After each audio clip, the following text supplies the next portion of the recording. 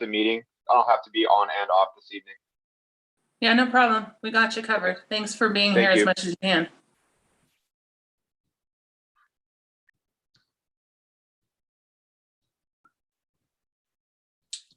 So can I call the meeting to order? Yes, it's going now. Okay, well then I call this meeting to order. Ooh, it's 5 o'clock. Oh, 5:01. Darn it, I'm late. Sorry. 5:01, any modifications, additions to the agenda?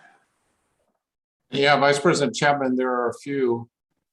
There's 3 additional items that have come in from Commissioner Fox. The first item relates to the RFQ discussion, which is on the agenda already. So my recommendation is that we include that Commissioner Fox's memorandum as part of that discussion. And Genevieve has these documents ready to put up on the screen. And then there are 2 additional effectively memorandum from Commissioner Fox. And for those 2 items, I would add an additional discussion item C. And I think for now, I just call it follow-on actions related to bridge replacement. So there would be effectively 3 discussion items. The third being a combination of 2 memorandum that have been prepared and submitted. Okay, That's it from staff. okay. Anyone else? Or then we'll move on to public comment. Is there any public comment? None received. Okay, then we will move on to the consent agenda. I know that there was one slight modification to the minutes from October 19th. And Genevieve, do you just have that? I apologize, Christy, I don't have that. Would you mind clarifying it was an item for urban renewal? Yeah, let me pull it up really fast. Just a tiny correction on the consent minutes for urban renewal. Let me grab it on page 2. Or on page 4 of your meeting packet under just urban renewal agency update. It just needs to get clarified that it was discussed that there was 2 possible routes for sunsetting the waterfront renewal. One would be to allow it to sunset before starting the Cascade renewal, or the other would be to start up the Cascade urban renewal now before waterfront sunsets. Both options have pros and cons, and urban renewal is going to be examining those. So I just wanted to clarify that. Christy, I've also got one that I found this afternoon. On page 4, same page you're just looking at, under item 7A, about 2/3 of the way down that paragraph, it says, Commissioner Fox commented that a bond would be used to fund the remaining balance. That comment actually came from the executive director. I may have mentioned it in this meeting, I can't remember, but in the Bi-State Working Group, that comment really was derived from the executive director. Just a clarification. Okay, so I've highlighted those 2 areas and we'll make those corrections as noted. Okay, perfect. And so if nobody has anything else, can I get a motion to approve the consent agenda with the modifications? Madam Chair, I'll make a motion to approve the consent agenda with the amendment to UR and Bi-State amendments. Commissioner Fox, second the motion. Any discussion?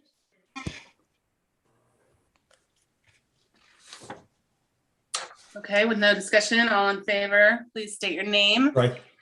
Strike aye. Fox, aye. Garing, aye. Shepherd's eye. Okay, chair's aye, motion passes, consent passes. Item 4, informational reports. Does any commissioner have any questions or follow-up requests for the informational reports? Okay, hearing none. Thank you for the information. Very detailed and thorough. And we'll move on to presentations and discussion items, and we'll start with the Port Building triple net lease template. And I understand Greg is not with us tonight. So is this Michael? Yeah, that's right. I'll take this for Greg. Unfortunately, Greg is unavailable, as you mentioned. And we hope for a speedy recovery. I think the memo is pretty self-explanatory. Over the past few years, the commission has directed staff to take various steps to, over time, replace or increase the revenue from other funding sources and replace some of the funds that are being used from the bridge. This is one really important piece that was put in place. It effectively meant moving from a modified gross lease format into a true triple net lease, where a number of the variable expenses which accrue to each building and which had not been accommodated or received by the port were. This resulted in a pretty significant change to our lease template, which captured those variable expenses. It did result in some increased costs, and in some cases, significant increased costs to some tenants. But it really was a true picture of recapture of our expenses per building. Of course, the lease, there are various leases that time out or have specific terms. So the implementation of this has taken time. As leases terminate, a new lease is negotiated on the new template. And in, I'll say, every case I can think of, the tenants may not have been particularly pleased at first, but they did recognize the fairness of it and did ultimately sign a lease with the new template. So we hope to get through this, as Greg points out, by 2024. So this is effectively a background for you.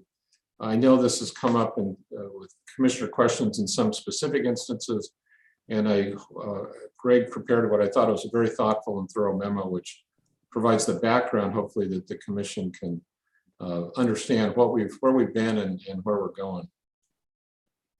I'll leave it there and see if there are any questions. Michael, Commissioner Strike, how does Fred feel about this as far as tracking it? Does it seem to be easier for him? It's well written, and I think it's well past due that we did these triple nets. But I was just curious, as far as Fred, as far as implementing it, is it more labor intense for him, or is he pleased with it? Good point. It's getting a little bit better. I think once we get them all on this template, it'll be much better at that point. It's just this transition of some on the old lease term because their lease hasn't expired, and some, so we're in the worst part. This transition is the worst part, but it will get better. It really will. So.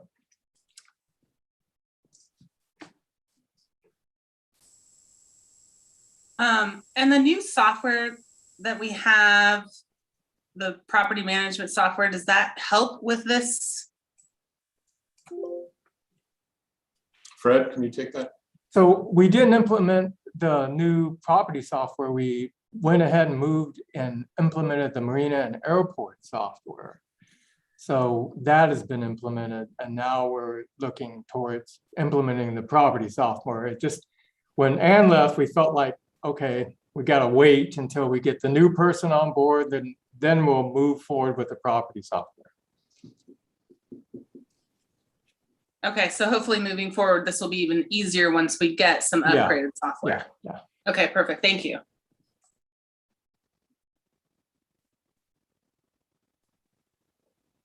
Anyone else have any other questions about that? If not, then we'll move to replacement bridge management contract RFQ draft. Mr. Greenwood.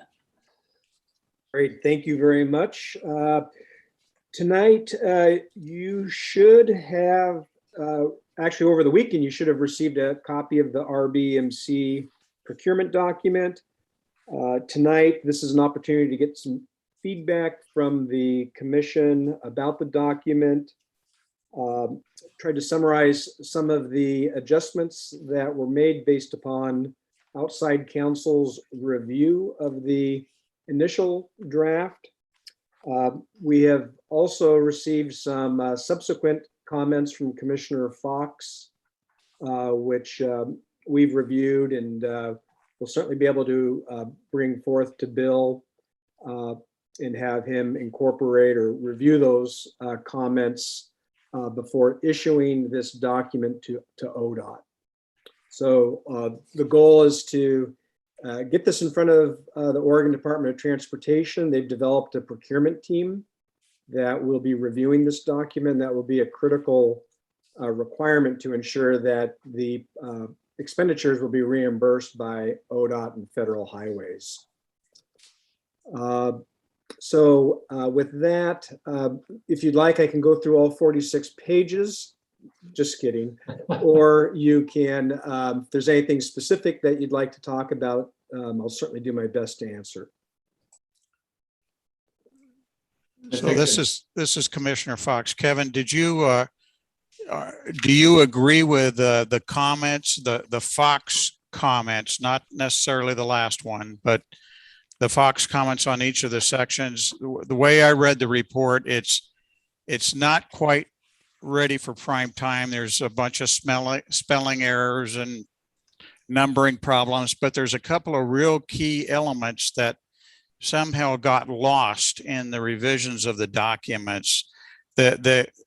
A significant one is on key personnel.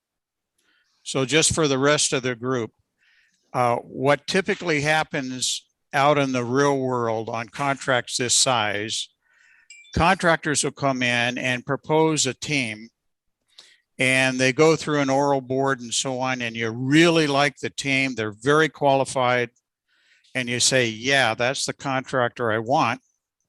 And then when they show up for mobilization, the team is totally different. So it's called bait and switch. So we saw this happening 15 years ago, and we started incorporating key personnel requirements into our various contracts. So we basically said, here, if you have 10 people on the team, there's 5 of them that are called key. If we agree that these folks that you're promoting are the right people for this contract, we award the contract, we expect those people to show up.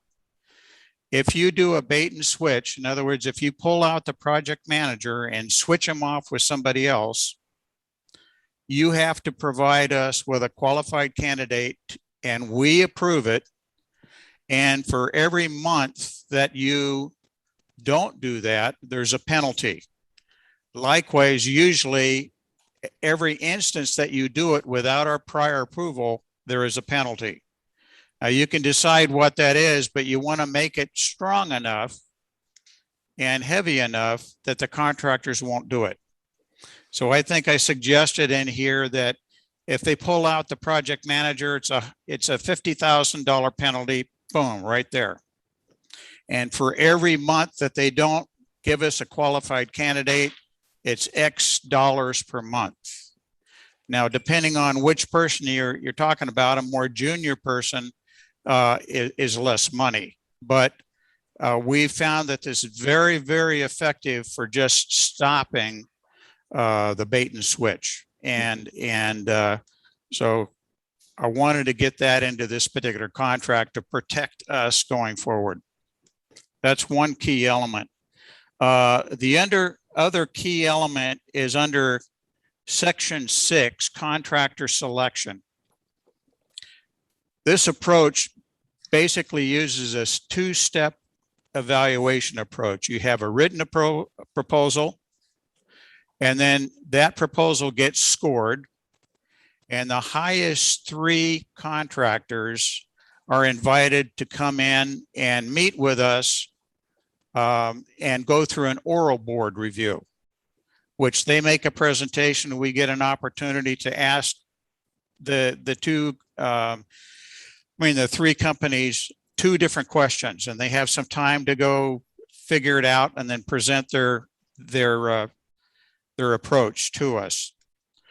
The 3 people or 3 companies then are scored, added to the original score, and the top scorer is then invited to negotiate for award. What has happened here in this version of the document, the process of down selecting to 3 has been omitted. So if this thing went out like it says, if you had 10 proposals come in, all 10 go to the oral board. And I think that's, first off, it's going to be extremely time consuming, a lot of wasted time. And I think you got to get that back in there. And the rest of them are kind of mundane, clean up the document a little bit just to make it look professional. Those are the two major ones there.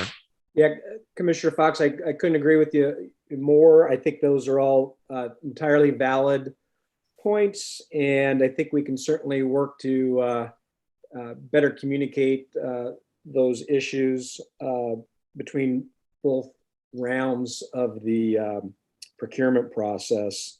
And I did notice some typographical and grammatical errors as well. So yeah, those are certainly items that we can work with outside counsel to correct. And then we'll hold the last item, I guess, until the action items. Or we can do it now, however you guys want to do it. Well, Commissioner Fox and Kevin, who will be on the oral board? Who would they be made up of? It's a good question. That one was removed from the document as well. It just says there's going to be an evaluation board, but it really doesn't say much how to do that. The original approach that we wrote up included Commissioner Anderson from Klickitat County, Commissioner Fox, the executive director, and I think who is it, Gordy? Kevin? Yeah, I think Gordy was going to be the non-voting member, so there's an opportunity for someone that has special background and could clarify technical questions, and Gordy offered to serve in that role. So in my opinion, Kevin, it ought to go back in. Go ahead. Kevin, Commissioner Strike, back to your bait and switch clause. Mike, have you ever ran across a situation where you wanted to change individuals, project managers that you just weren't getting along? Is there a clause in there for us to protect ourselves to address that? Absolutely, yes. So we can ask for any removal, or we can direct any removal of any person there, and they don't get to vote. So if we just have a problem with one of the people, we can't get along with them, we hit the eject button and off they go. Now, there's no penalty assessed because we accepted them in the first place. Okay. This is probably a legal counsel question. The proposal that Commissioner Fox has proposed to us, Jerry, is that legal as far as bidding procedures for the Port of Hood River? Hobie, since Bill Oley has been involved in this, very involved in this, I haven't been, and I would defer to him. Okay. Thanks, Jerry. All I can tell you, it's widely used out in the industry. Assuming those recommendations pass, as always, legal review, they seem very reasonable to me. I don't know why we would move forward without them. I would certainly recommend that with those changes that Commissioner Fox have brought forth, we have legal review take a look at them and then ship it off to ODOT. Okay, and then one last one, and we might as well do it now, is at the bottom of that particular document, there's a BSWG, Bi-State Working Group endorsed recommendation.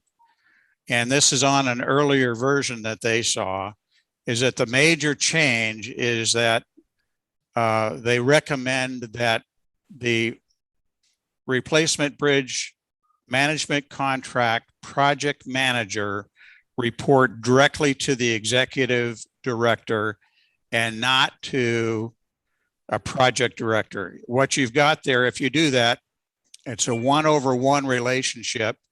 We're hiring this bridge management contract and the project manager with gobs of real experience.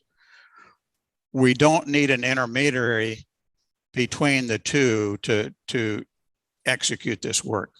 So it's a strong recommendation from the Bi-State Working Group that you have that direct reporting relationship.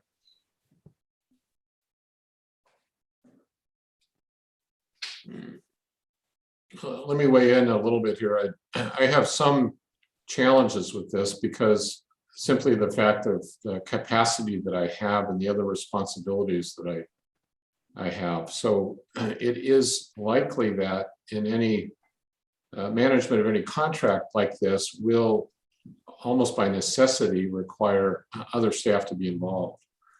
So there is certainly a direct, call it a direct report aspect of this, but there's also the practical need to have Kevin involved in a very significant way in a day-to-day way with the work of the contractor.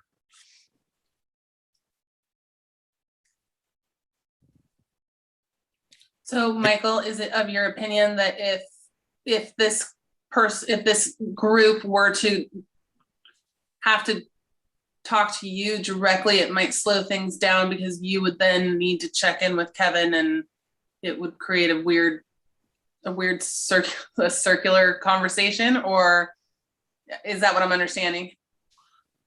No, based on the governance policy and on the my employment contract, I do have that ultimate responsibility. I'm just pointing out the practical need on a day-to-day basis to have other eyes and ears, and Kevin is very able to help out with that. So there is a significant role for Kevin to play as well as myself. I would just offer, again, that if we're picking the right company and the right project manager, that project manager ought to have a very close working relationship with the executive director.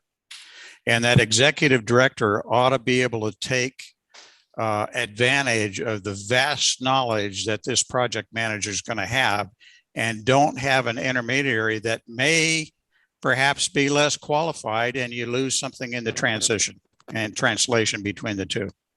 Hey, Commissioner Fox, a question for you since you've done this plenty of times. Yes. Do we, if this position is 2 steps removed from the executive director as proposed, do we stand the chance of not getting the quality of applicant that we might want versus someone that is directly reporting to the executive director? That's a potential, but I think probably more importantly, you're not going to get the full benefit of a highly qualified project manager running this part of your business. You're not going to get the full advantage to that. Michael, I have a question for you, Commissioner Strike. It appears that this is going to be priority 1. Once this breaks ground, we decide to go forward with the bridge, it's priority 1. So is it a possibility that you could delegate your authority and your over daily routine to other individuals in your department to free up yourself to focus and allow yourself more time to be available for this project? Is that a possibility? Yeah, I mean, good point. That'll be the sort of natural transition or acclimation to the new project. I would just go back to what I said. A project of this magnitude and a scope of work that is this broad for this owner's representative will by necessity require input and contact in a relationship with other staff. I will guarantee you that a new contractor on board that has these responsibilities will rely on us for records, for prior work, for public outreach lists, for contacts, for all manner of things. And I simply cannot be the only point of contact. And that goes at whatever phase of this project. So I see our communications manager being involved. If we have a deputy director, I see them being involved, a finance manager, certainly Kevin. It's a team effort. And I can be the direct responsible party, but it will by necessity require input from other folks. I would make a suggestion that this project is so big and this project manager will be so qualified, he should have direct access to Michael. And he should become part of the integral team of Michael's operation. And he doesn't really need to have an intermediary. He should develop the rapport with Michael, and Michael develop a trust in him when this individual needs to talk to the CFO, he talks to the CFO. Or somebody else on your organization. He's part of your team. But I would highly recommend not against watering down that pipeline of relationship by putting an intermediate person in between the two. Yeah, I don't disagree. I think we're saying things that both things can be true at once. Yeah, I think maybe what both of you are trying to say is, Mike, I think that you're saying that a direct line should be available to get to our executive director. That's not to say that this company or this group is not going to be heavily reliant on Kevin, heavily working with him on a day-to-day basis, but not a requirement that he always has to go through Kevin to get to you. Exactly. Yes. Agreed. He's going to be working not only with Kevin, he's going to be working with lots of different people on that staff, and maybe even staff that you don't even have yet. So, yes. Agreed. So I would suggest, and the bi-state working group endorses that for the RFP, it ought to show that this project manager will have direct access to Michael. And then they work out the relationship. So that highlighted line there is for Kevin and Bill to work on those edits for in that the whole document. Did I? Yes. Okay.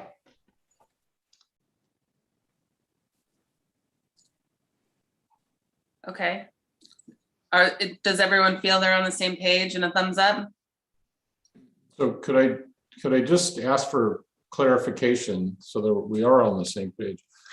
What the commission is saying, I think, is that these suggestions, these ideas be forwarded to our outside legal counsel for Mr. Oley's review and consideration and finalization of a draft RFQ that then Kevin can transmit to the review agencies for their consideration. Is that correct? I think it's a little stronger than that, Michael. I think what we're trying to say here is that the items above the bi-state working group endorsed recommendation, these are cleanups to the document.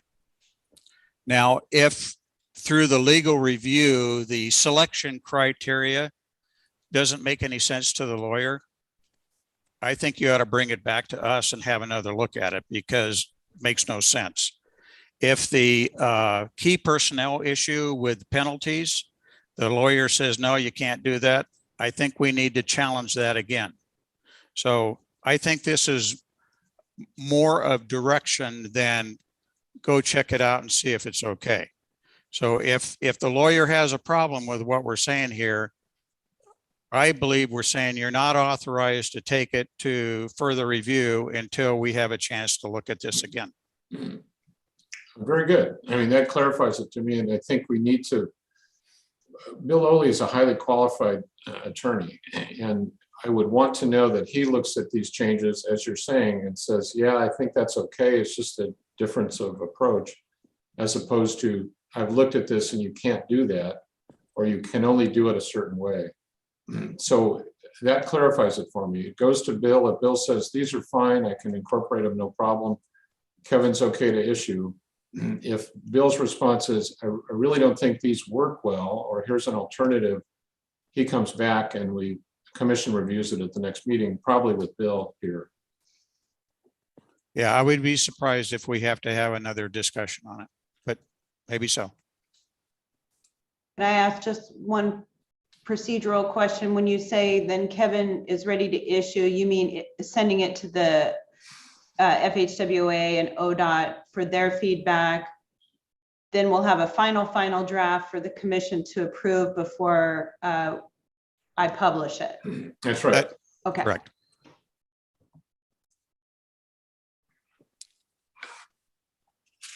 Okay, everyone on the same page there? So if attorney says it's good, then we move forward, and if the attorney says we need to talk about it more, then we talk about it more. Sounds good. Thank you. Okay, and so then item C for the discussion. Did that get incorporated in that last conversation, or that's, Oh, No, these are two separate items that Commissioner Okay. Fox has brought up. So the commission hasn't seen these yet. They're in the form of memoranda, but if Genevieve can pull up the first one, and that relates to the cost estimating.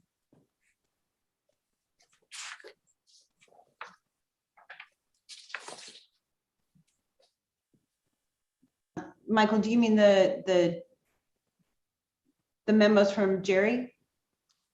no, the ones from Michael prepared from the 11/1/21 issue that Michael emailed me earlier I'm not sure I have the right one. about Yeah, the eliminating marina access. Is that the one?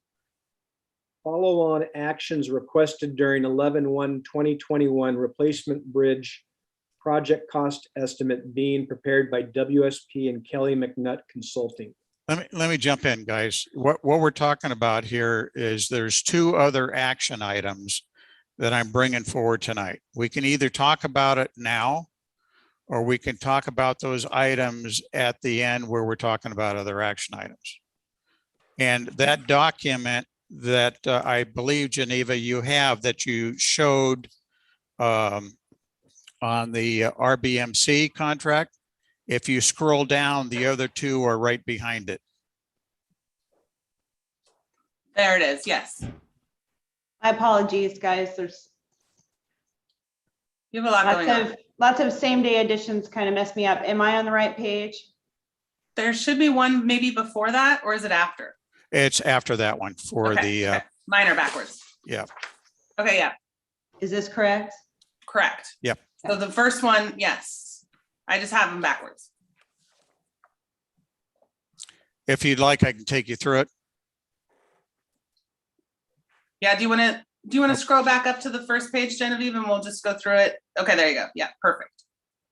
Okay, so what this one is, it's follow-up action items from the bi-state working group. So the last meeting, we had, the port brought in 3 lobbyists and presented the current status of funding activities. We had a good discussion. The approach, though, doesn't support necessary funding to get a full design contract out by June of next year. So the bi-state working group, through discussion, asked the lobbyists to consider other means, other approaches to try and attract upwards of $30 million by June of next year in order to fully fund the design contract. So that was an action that kind of came out, and I'm bringing this forward to the Port Commission to ask for a group consensus to have the executive director go ahead and do this in support of our next meeting. This is just data capturing so we can formulate a position and a recommendation back to the port. Item number 2, during the last working group, it was mentioned that the Federal Highway Commission was going to require negotiating with the tribes on their fishing rights and so on prior to the Highway Department signing off on the ROD. So the working group suggested when they heard this is that the negotiation take an opportunity to include everything associated with this project that we're going to be seeking from the tribes, such as Washington access, down to the shore. Perhaps even talking to them about leasing a chunk of land there where we can get access to their particular docking facility and so on. Maybe we lease it for 6 years and pay them a big chunk of money. The thought was, if you include this in the initial strategy, maybe you can get a bigger deal and better deal if you package all of this together. So we asked that that be considered and a recommendation be brought back to us, or an approach listing the pros and the cons of not doing that versus doing that. So we can form again, an opinion and make a recommendation to the board for follow on. And Commissioner Fox, I can give you a little bit of an update on that. I am meeting with Federal Highways and ODOT tomorrow. The other item that will be added to the discussion is the overhead easement over the underwater portion of the treaty fishing access site. So that's a BIA decision, but they certainly would feel more comfortable if the 4 treaty tribes are on board.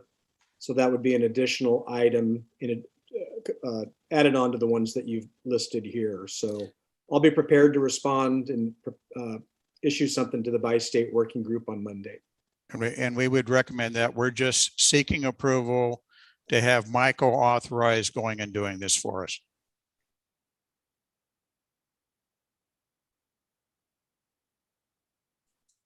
And Michael, is this something that you're comfortable with doing? Does anyone have any comments or discussion?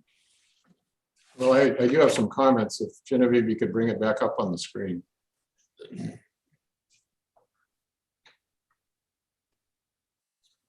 So I think this points out an underlying issue, which is something I think we need to all understand, or at least come to an agreement about. The first item is something that was requested at the bi-state working group meeting. Our consultant team was there. Although it's highly unlikely to attract $30 to $40 million by next June, and the team, and I agreed to this, was to say, sure, we'll take a look at that.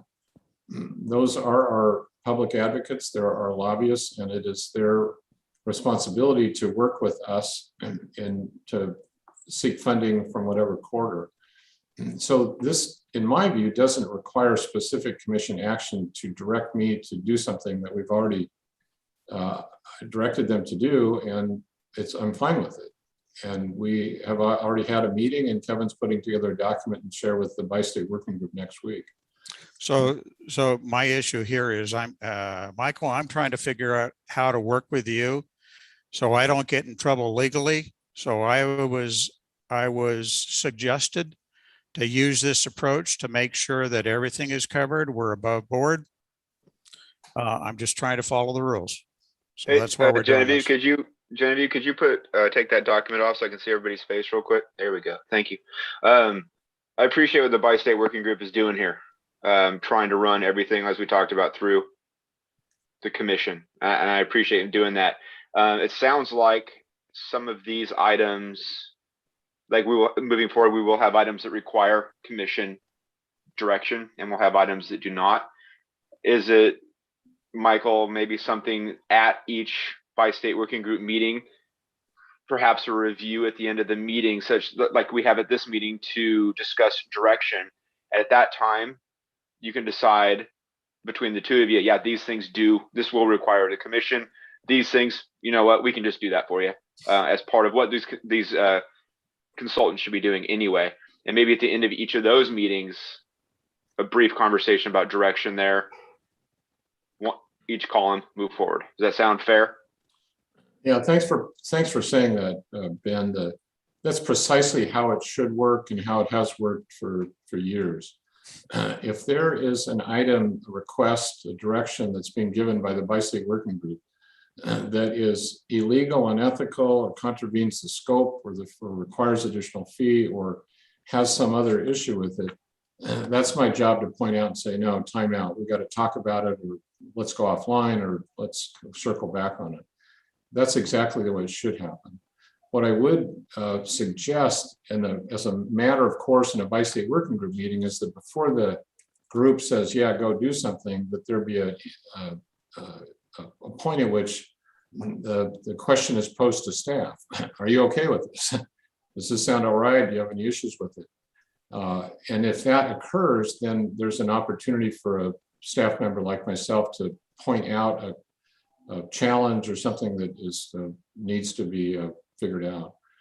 So I agree. What you're saying is precisely correct, and I think it just needs to be built in with the process and conversation of the bi-state working group. I don't want to speak for anybody else in the commission here, but I'm fine with all of that. But it sounds like if there is anything that is, we need the bi-state working group to get the information that they need. That's what we want. There will be some conflicts that need to be brought back to us, or any kind of discrepancy. It doesn't even need to be a conflict. Just there will be some things that need to be brought before the commission. It sounds like there's plenty of things that don't, but we'll still expect that information to get to the bi-state working group, or else it's going to come to us anyway. But it sounds like there is an easy working relationship there, where at those meetings you can decide which needs to come and what does not, so that working group has the information that they need. So Is that a fair summation? Agreed. I agree. And I agree as well. So we will challenge that during each of the bi-state working groups where we've asked for information, give you an opportunity to say, yep, that's cool, let's go with it. Or, hey, we need Port Authority for this. I'm fine doing that. I just want to make sure that the notes for this meeting so state that, and we'll live to that criteria. And I appreciate the discussion. Okay, great. So then, do we need to have the discussion of the second item that Commissioner Fox brought up on the WSP and Kelly McNutt consulting estimate on the next page, Genevieve, or does that also fall under the discussion that we just had? No, I think this one's a little different. Okay. Okay, and maybe the outcome will be just fine, but I think it's big enough and important enough that we've got to reach a resolution on a path forward. On this one, yesterday, we had a follow-on discussion on the development of the project estimate for the replacement bridge, and a tricky point popped up again, and it's associated with the marina, access to the marina, and what's in the EIS. And by using this area for construction laydown, we're going to have to close off access. We looked at possibly moving the boat ramp over to the west side, and that's a possibility. But even if we do that, there's some issues related to some documents that the executive director have signed already, stating that there will be, and I'm going to get this wrong, Michael, I apologize. There will be no access issues during construction on the marina in this particular area. And apparently there's a clause, or the EIS may have to be adjusted or revised if we do anything different here. So we bantered this around for quite a while, and the estimator, WSP, suggested that the executive director hold a secondary meeting on this and come up with a position to be given back to WSP, such that progress can continue on development of the estimate. Timing is somewhat critical here. The issue, again, I can't state it over enough, this is for the estimate only. There's going to be lots of things that evolve over the life of this job that we may have to go back and adjust the EIS. And that's pretty natural in projects of this size. So especially for the estimate, I'm sorry, I can't get real excited about we're out of conformance with the draft EIS at today. I know this whole estimate's going to move around and change 10 times before we get the bridge built. But we got to get this thing finished, drive a stake in the ground, and here's what's in it, here's what's not in it. So I'm just looking for support from the Port Commission to direct the Port Executive Director to finish this up and make a decision and get it back into the estimating group so we can finish this estimate.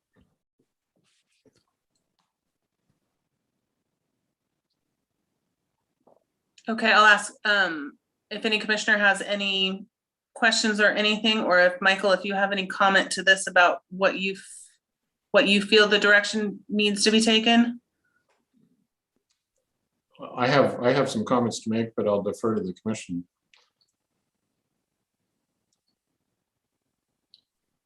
Commissioner Strike, Michael, I'd like to hear your comments.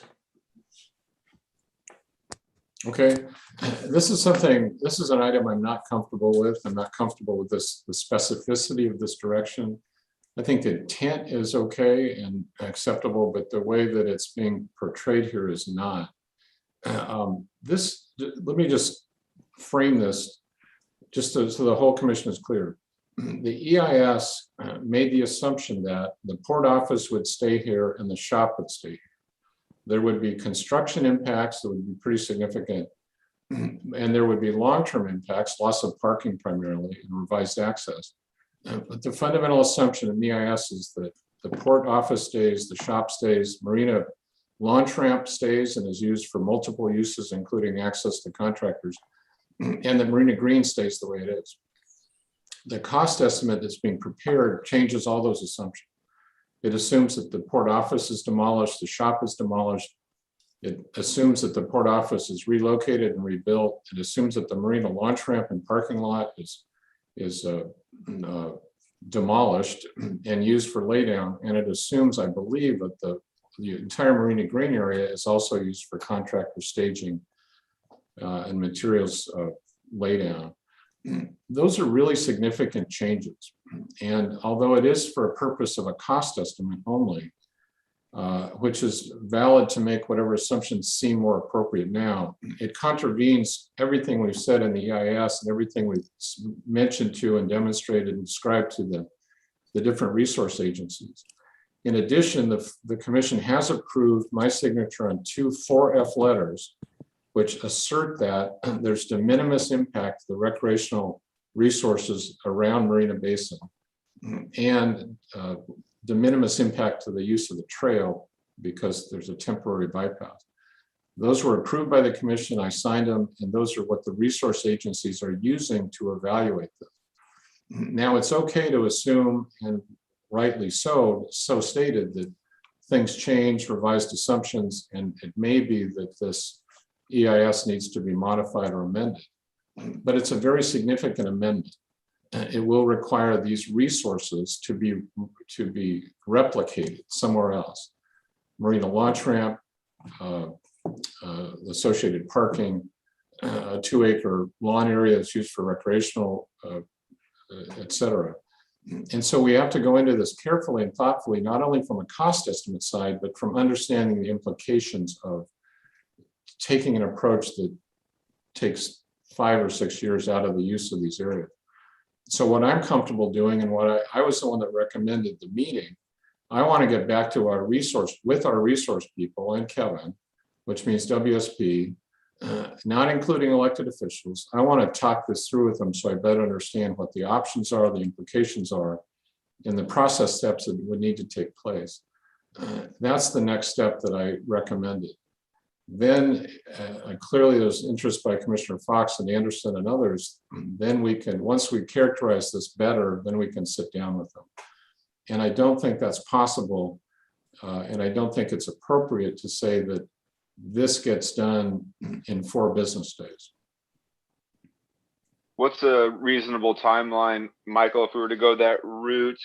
Well, I guess I would ask that opinion of the Bi-State Working Group and of you, Michael, what a reasonable timeline, understanding that, time is of the essence here. What's reasonable?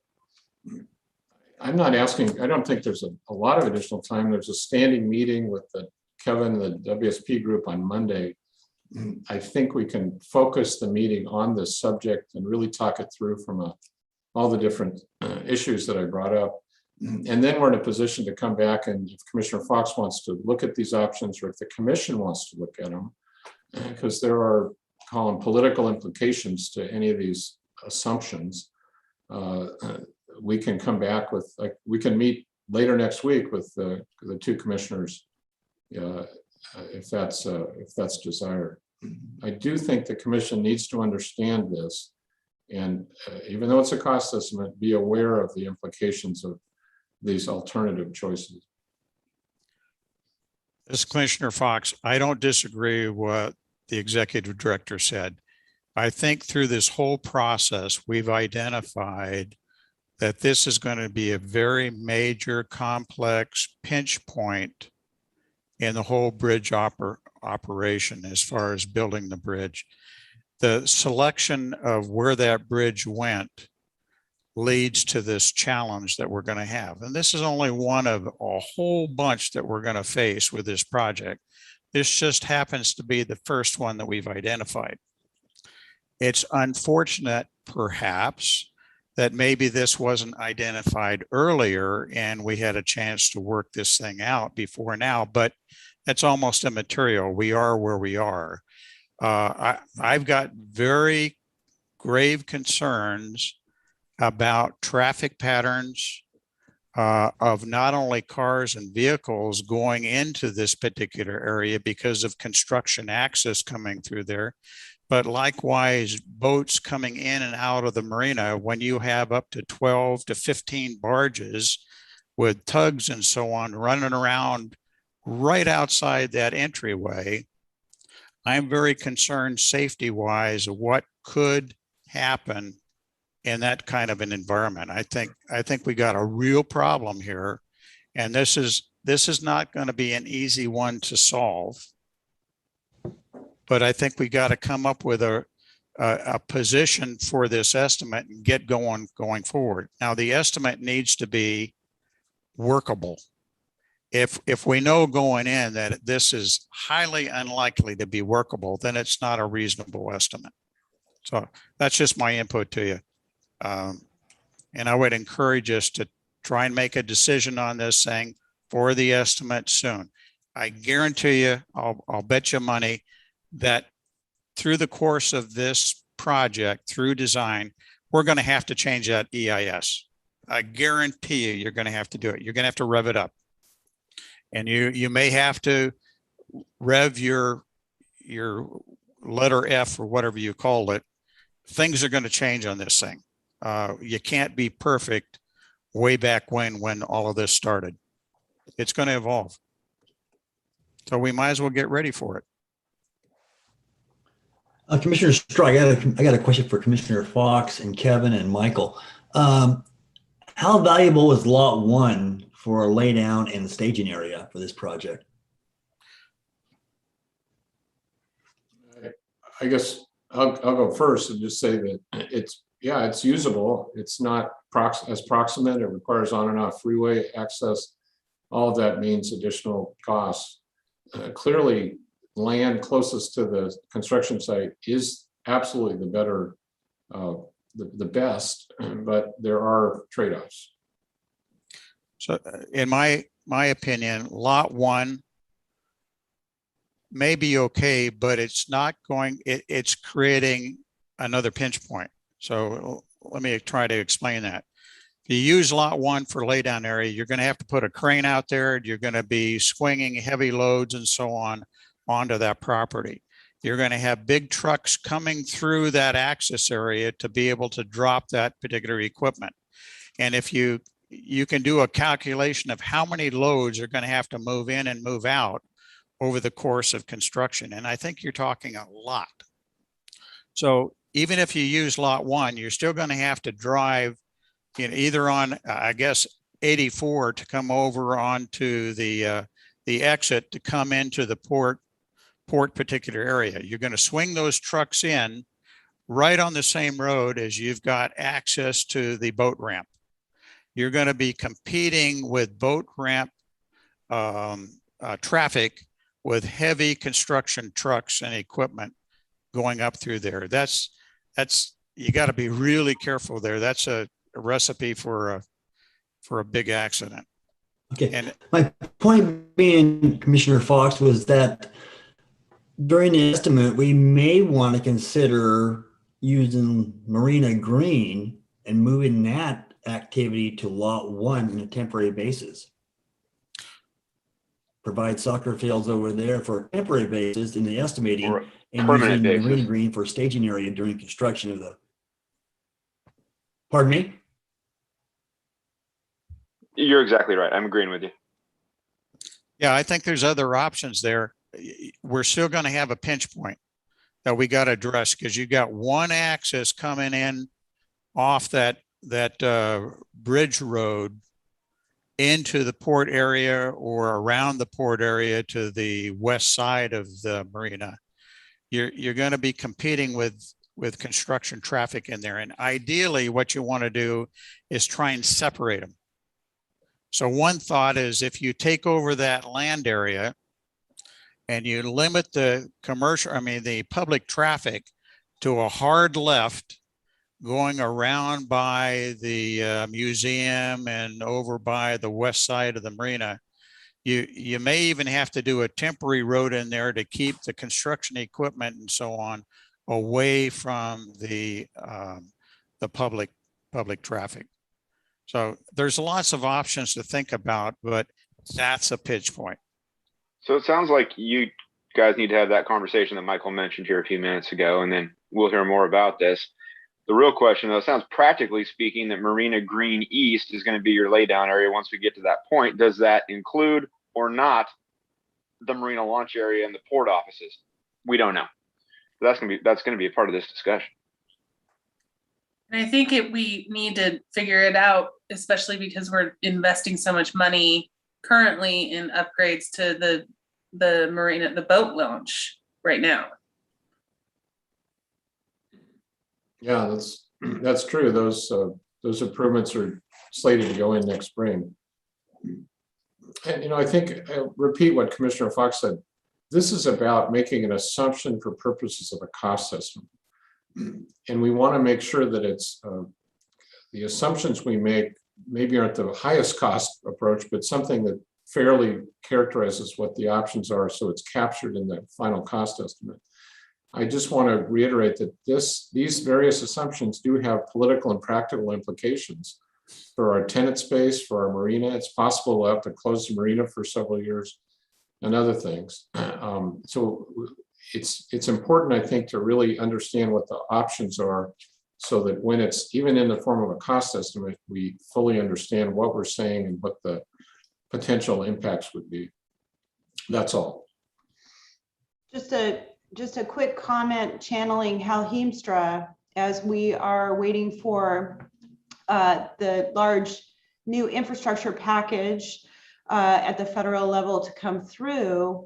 One concern I have with both this change, this edit, and the negotiating edit with the tribal entities, how those might delay our already delayed process to get to a record of decision, which is a milestone in our lobbying timeline that flips us to the quote unquote big money asks. And so trying to sync up the availability of those large infrastructure approvals coming with this next package. We really want to have our record of decision and our final EIS, ready and available and on the shelf. And so just something to think about, are these delays worth missing that opportunity when maybe these edits are something that could come better synced with the lobbying strategy? Geneva, I think you bring up a very, very valid point. The issue with the bridge estimate and the issue with the marina, I'm saying today, don't modify the ROD. This thing we need time to be able to evaluate what's really going to happen in there. Okay, we're looking for an assumption to go into the estimate. And the assumption needs to be, I believe, our best guess of realistic what's likely to happen. You don't, that's an estimate. You don't have to modify the ROD today. Go ahead and process the ROD, go ahead and negotiate with the tribes and get the ROD signed off. There's methodology. Once the ROD has been approved, they get changed. And it changes over time, and there's a methodology to do that. And this is just one item that I guarantee you there's going to be at least 5 more before this thing is done that we're going to have to look at modifying the ROD. Okay. Now your issue with the tribes, I agree with you totally. We don't want to hold up getting that ROD signed on the negotiation. The issue here is if we're going to have to negotiate with the tribes, does it make sense instead of just negotiating 1 or 2 items, add another 3 to it? So you negotiate once, you have more leverage on your negotiation to say, hey, we want to lease this property. We need to get access down to the river. We're willing to pay you for it. And do that whole deal as one deal instead of 2 or 3 or 4. You may have better leverage. That's what we were suggesting that somebody talk about and consider before we just launch off and do a limited negotiation. Is it really going to add that much more time to it? It may actually accelerate it.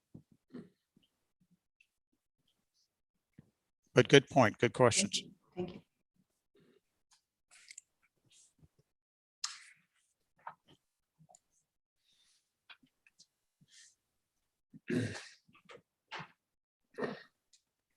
Okay, so does anybody else have any questions or any comments on this? And it sounds to me like we really shouldn't move forward on it. It's just more discussion and informational purposes. Michael, is that?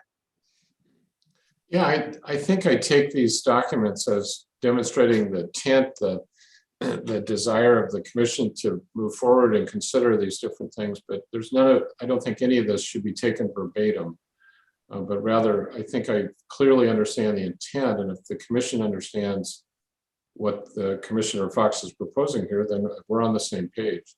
The only specific quibble I would have is when it says negotiating strategy. Kevin, correct me if I'm wrong, but there's a nation-to-nation negotiating status, and we do not negotiate with the tribes per se. The lead is That's correct. Federal federal, highways. is our state of Oregon ODOT partners. And I'm not sure if we want to say, here's our negotiating strategy. We will take our lead from those representatives of the state that are qualified and authorized to engage in negotiations with tribal entities. And they will tell us whether there are others, we can suggest adding other negotiation items, but they will tell us whether we can add those or not. And they will take the lead in negotiations.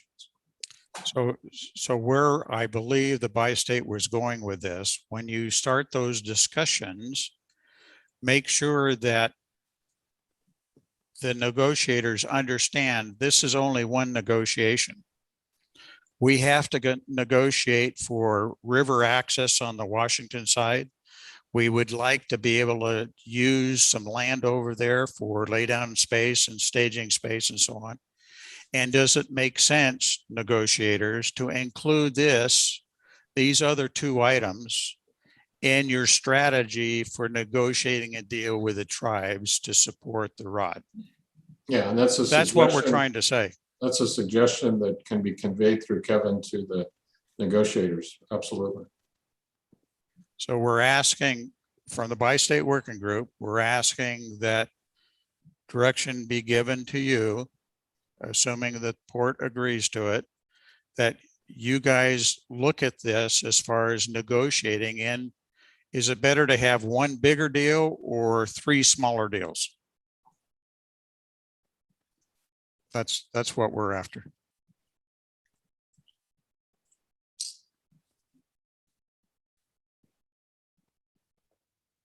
It's that easy. So, Mike, do you feel like you have, and Kevin, the direction that you need? What, I'm not sure what you guys need to move forward, or I think represents what the aspirational approach from the commission. And we have that direction, and we need to take that and try to achieve it. okay. Yeah, and I know that we're always thinking too about, you know, an impact to the marina is obviously going to cause us delays and not happy, you know, tribal entities. You know, they want that access to the marina more so than the recreationalists. So I know that it's always in your forefront of making sure that you protect that access, or that we have, you know, a good alternative for people who have access to the river. So I know it's not just recreation that we're thinking about. I would just jump in real quick and just say housing is an issue. There's at least 13 families that live at the Treaty Fishing access site. And so these issues are beyond just easements, but it includes housing, cultural resources. There's a lot of issues to be considered, but we will take all of these items that the commission has been discussing and take that to Federal Highways tomorrow. So Kevin, that's the first that I've heard about housing issues, really. I mean, is there a discussion happening on how to support that, how to help, or? Yeah, there's been some introductory conversations in the past. The issue being is that during the fishing seasons, families live on site. And so the issue has been, you know, as part of the compensation, does it make sense to develop and build some opportunities either at the Underwood in Lieu site or over at Stanley Rock, Coburg Beach site? So, you know, those are all items that are open for discussion. The other issues rely upon the, I guess, spiritual significance of that site. And so that's another issue that's a little harder to quantify.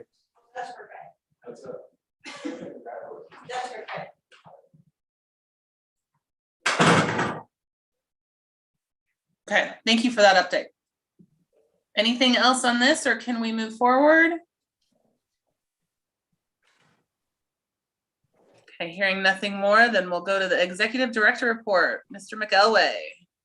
Yeah, this will be quick. Let me hit some highlights, but they're big highlights. Hopefully all the commissioners got my email today, and then Genevieve followed up with the text message. So we're back in a sort of a COVID umbrella here. So for this meeting, thanks for your adaptation back to Zoom, and for, I think, to be safe, the next meeting, we're going to be on Zoom. We really want to have fall planning in person. We'll see where we're at, but hopefully we'll be fine by then. And with the different medical situations going on and all the other issues, it's just, it's too much to expect the fall planning next week. So I'm hoping, I heard from at least one commissioner that December 7th would work. It's important that all commissioners be there. Again, it's a noon to 5-ish sort of thing. We typically will serve lunch. I'm hoping that works for commissioners. So if you had checked your schedule, or if you could do so and get back to me, I'd sure appreciate it. Otherwise, we're looking at a special meeting and an alternate day in the next few weeks. And that would have the port meeting afterwards, correct? Typically very short. Okay.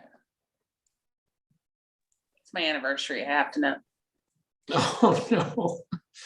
Oh, it's just that. Invite them along. So Commissioner Strike, I saw a thumbs up. Commissioner Gehring, you said that would work.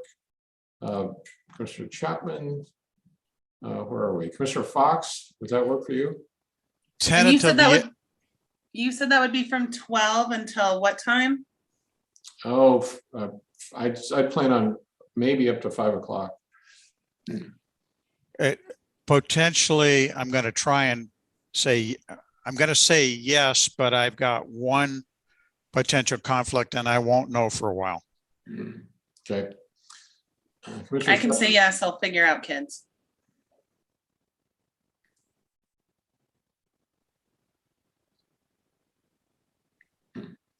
Ben? Yeah, I've got a 6-ish something scheduled that night, but with fall planning, we could run the port meeting right after fall planning. Shouldn't be a problem. Excellent. Thank you. Yeah, maybe we can be out for sure. I hope by 5. All right. Well, the other big announcement is I'm not going to make it, but I'm going to turn to Fred Cowell, your Chief Financial Officer, for an announcement. You got to unmute, Fred. Oh, okay. No, everyone has this chance in their lifetime to, make a decision. And so I'm making mine to retire. So I'm going to retire at the end of this calendar year. I know there's a transition and there'll be a while, before Mike can probably get someone on board. So we'll work out something, and I'll be here to help whoever it is out and really keep the office going after the end of the year. I won't be an employee, but I can come in and do what's necessary to help out, keep the boat going, and so no one has to worry about anything. And when you finally get the person, have them, bring them up to speed, and then just sort of fade out over time. So that's the plan. Congratulations. Yeah, congratulations, Fred. That's super. Congratulations. So, Fred, that puts you back in the left seat, flying planes again? Yeah, there you go. I was actually looking at going up to the airport today. Yeah. Hobie, one of the incentives I've been trying to keep him around longer is that we would send a plane to Portland to pick him up. Or he could. Hey, we're in. I bet Hobie You would go can pick fly it up. left seat. So Congratulations to you. So this is a big, well, I'll say it, it's a big loss. Fred has been a huge part of our success around here the last few years, incredibly competent. And I think the thing I've been most impressed with him is how, well, it just comes from pure smarts, I think. He's able to take on a whole variety of things. He's the Oregon expert in tolling. He manages 13 full and part-time staff, financial, all the software. He's even in the server room sometimes fixing it. So he's also our chief training pilot for UAVs. I mean, it kind of list goes on and on. So this is a very challenging time. And thankfully, Fred has agreed to stay on for 6 months or so to coordinate the transition. Well, we're working on that. Michael, I did not hear that number, but okay, good for you, Mike. Well, still negotiating. So anyway, Fred's just quite a remarkable talent, and this will be a big miss. We'll miss him. So I've engaged with Duffy Group again. It's a Phoenix firm that helped us out with development managers recruitment. It's a sort of a recruitment assistance or boost because there's a lot of social media methodologies that get talent. There's direct contact, essentially cold calls and then asking who people know and that sort of thing. And they're very, very good at it. In fact, they're the reason that Greg was identified in the end. Tough hiring environment, all the most challenging for someone that has Fred's capabilities. We're not going to be able to replace it. We're going to have to figure out a way to carve up and disperse some of the work that Fred's doing. So that's going to be a high priority for me in the coming couple months.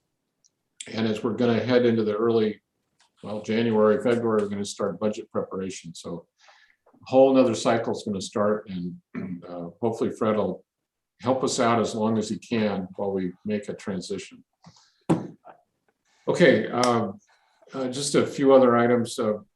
Darrell reports that Harvest Fest and Gorge Marathon were really good successes this year, and they wanted to convey their thanks to the Port Commission for accommodating them, and especially the uncertainty with whether Harvest Fest was a go or not. There's a few use agreements I want to point out. I don't bring these to the commission, but I want to point them out.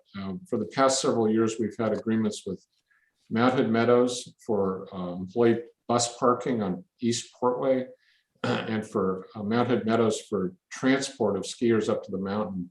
That changed a couple of years ago with a big grant that went to CAT, so we now have an agreement with CAT. And this is basically skier transit. So they use the event site, skiers park there, they get on the bus. It's a little odd that there's agreements with both CAT and Mount Hood Meadows, but it depends on high use weekends and days and things like that. These are 6 months agreements, so technically they don't need to come to the commission for approval. We do feel that this is really something that we should support and can support with our assets, property assets, because it takes cars off the road and reduces carbon footprint, reduces to some extent accidents and things like that. So I wanted to let you know about that, and if you have any questions, let me know. Neil Creek has opted to go another 6 months on their lease up at Lower Mill.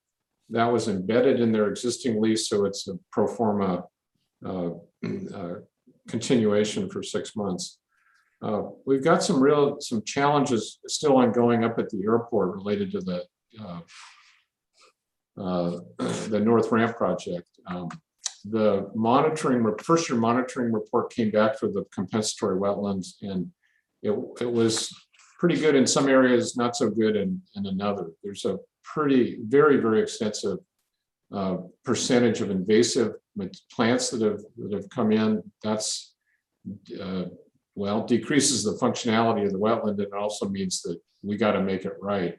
And so we're going to have to develop a plan, likely in early spring, to do scarification and probably apply herbicides and essentially replant a lot of the understory.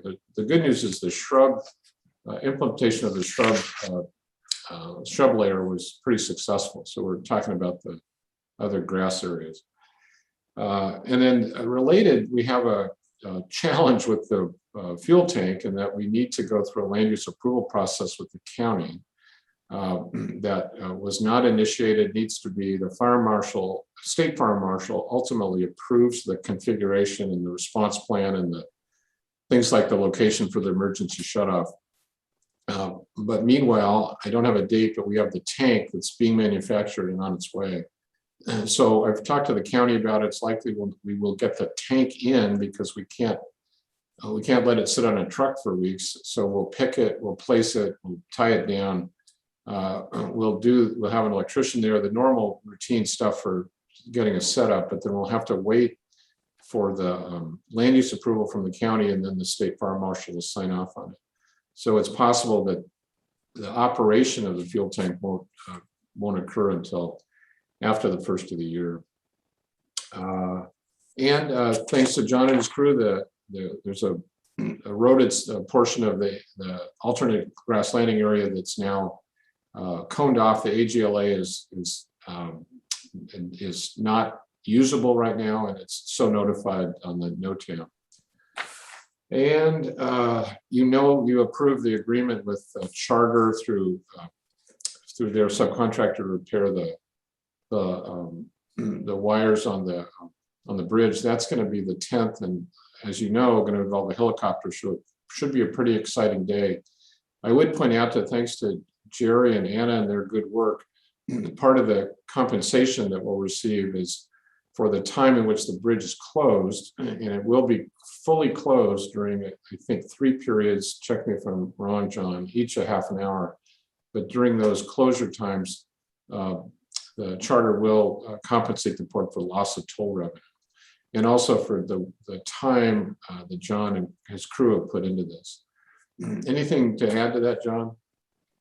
They as well are paying administrative costs for Genevieve and getting the posts out there. So it's taken a long time to get there, but I think we have a route now The new agreement will also include inspection by them on a more frequent basis. So I think look into the future, we can be assured that we've taken care of this problem. And is the helicopter landing site the end of the breakwater in the marina? Yes, it is. The pilot saw that and thought it was okay? Yep, it got approved last week. Okay. Thanks, John. And then we got a scheduled deck welding, fall deck welding session that's going to occur between the 8th and the 24th of this month. And believe, John, you said it would be probably 12 welding days that are interspersed between helicopter operations and holidays and things like that. It's actually 10, and Yeah. we lose one of those days to Veterans Day, one of the days to the helicopter. Hopefully the 17th won't even come into play. Hopefully that will just be a day we weld right through, and then we'd end on the 23rd instead. So single lane closures throughout those days. That's correct. Finally, Bridge of the Gods is back up to 80,000 pounds. They got their work done fast and they're very complimentary of ODOT for their help. So we got a 80,000 K bridge in our neighborhood again, not ours. That's my report. Thank you. Anyone have any questions for Michael? If not, are there any commissioner or committee reports? There's none noted. Commissioner Fox? Yeah, I've got one real quick one. I'm now on the Hood River County Energy Council. And I sat through the first meeting a couple of weeks back. And I got a surprise moment there as we were going through their work plan. And I didn't realize, and I wondered if anybody else here knows that we're not necessarily on the hook, but they've got us showing that we're going to do solar panels on at least some of our hangars down at the airport and provide electricity to the hangars. I didn't know we had committed to do that. Can anybody enlighten me? Because it's still in their work plan for us to do that. That's incorrect. We did receive a small grant to explore the solar potential or feasibility of the potential new commercial hangar. That work was done. It showed a pretty stout feasibility matrix, but any of those solar installations require a lot of money and a long payback and all that. I did send it to the Megan Energy Council coordinator, and she ran it by some of the folks that are affiliated that are have expertise in the solar installations, and I've received feedback from them, but that's it. We haven't made any commitment at all. Okay, so I've got another meeting with them next week. I'll have them remove it from the work plan. I think that's appropriate, yeah. Okay. At some point in time in the future, we may want to talk about, do we want the new bridge to go at least partially green? In other words, do we put a couple of wind machines on it, some solar panels to at least try and do the lighting, versus in that operation? But we got a couple of years to decide that. That may be an opportunity to call it green. End of report. Okay, anyone else? I would just point out there was an airport advisory committee meeting last week. I was not able to attend. We don't have the meeting minutes yet, but we can put those in they will be in the next commission pack. Heather, were you I was at the airport advisory committee meeting. I was wondering, Michael, do you have a digital copy of the FlightAware data analysis that Chris Roebuck did? She gave me a hard copy, but she said you had an electronic copy. That'd be interesting to show everybody all the data that she analyzed from the FlightAware. Absolutely, I'll send that to you. And we kind of went through it and talked about all the how many flights, we can go through the details later, but all the flights that were coming in and out, and how many landings, how many takeoffs, how long people were there. Very detailed report. that Chris did. It's very interesting data. But at the end, the AAC basically said, well, that's interesting, but what are we doing with it? How can we use this, this data? How can we use it to increase or better the airport? And the consensus was basically, we have more data than we need and we're not sure what to do with it. And the AAC also mentioned, again, the unanimous decision of the ground lease for development and wanted to know how the information gathering was going for the port building. I know Commissioner Strike was looking into that. Also, they were very interested in the camera idea that Commissioner Strike brought up for looking at the weather for the pilots, and thought that maybe it'd be interesting to tie that into an FAA site for weather. That's about it. Mostly talk about FlightAware data, cameras, and the development of hangars. Good. Thank you. Any questions for Commissioner Garing? If not, we can move to action items. First one, T-hanger lease rates. Mrs. Stafford.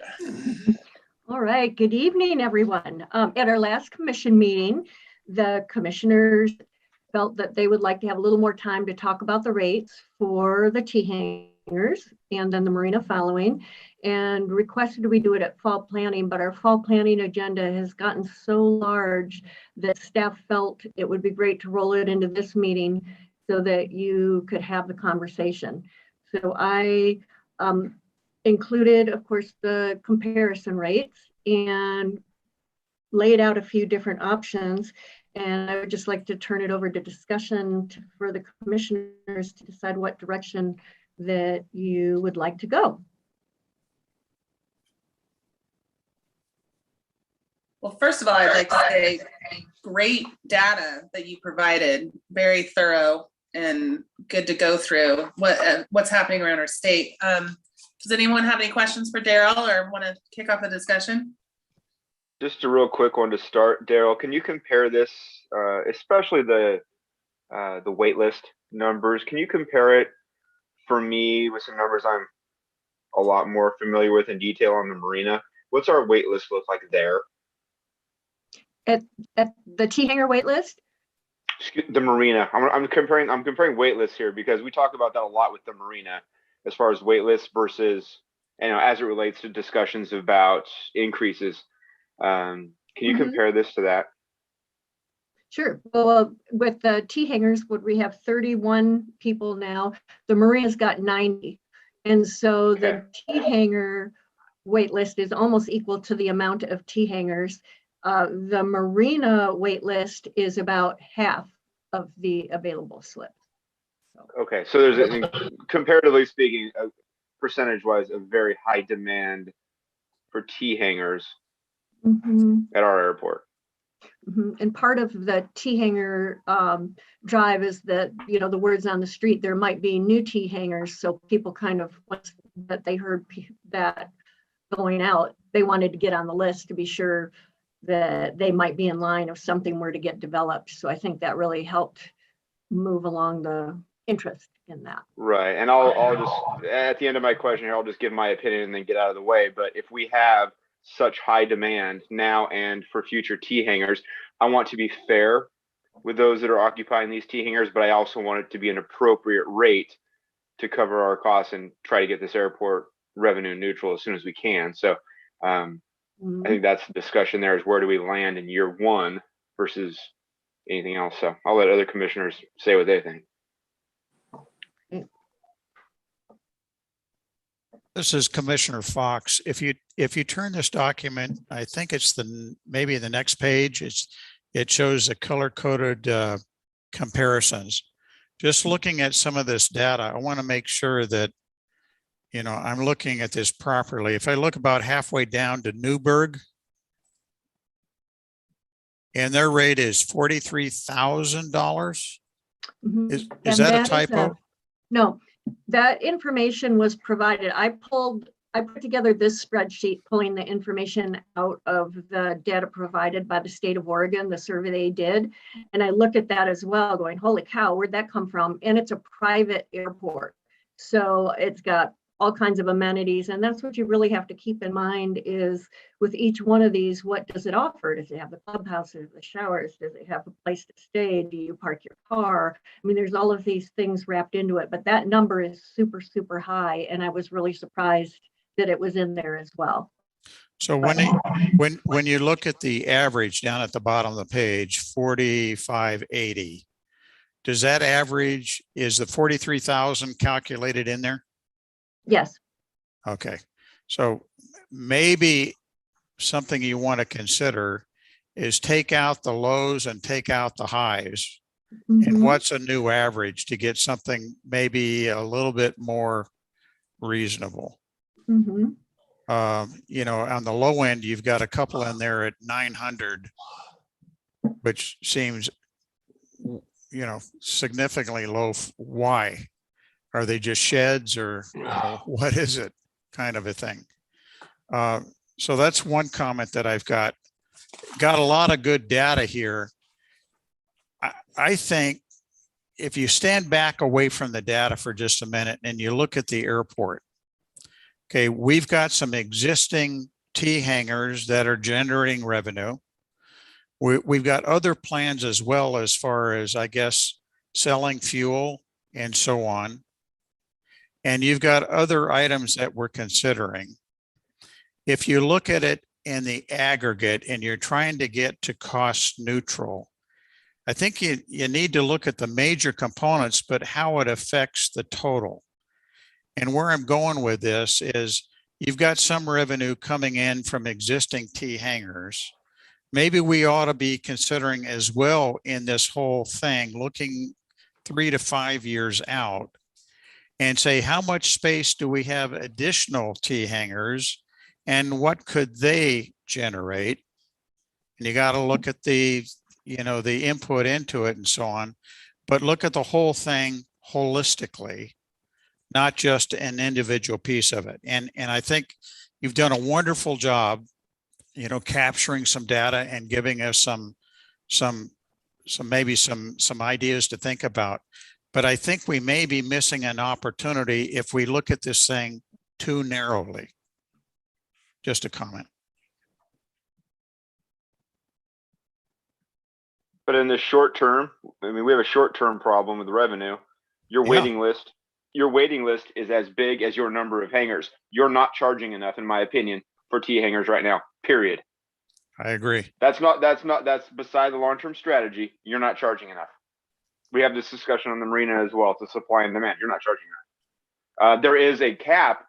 You can't just charge whatever you want. It would be unfair and you would lose your entire wait list, but currently you're not charging enough.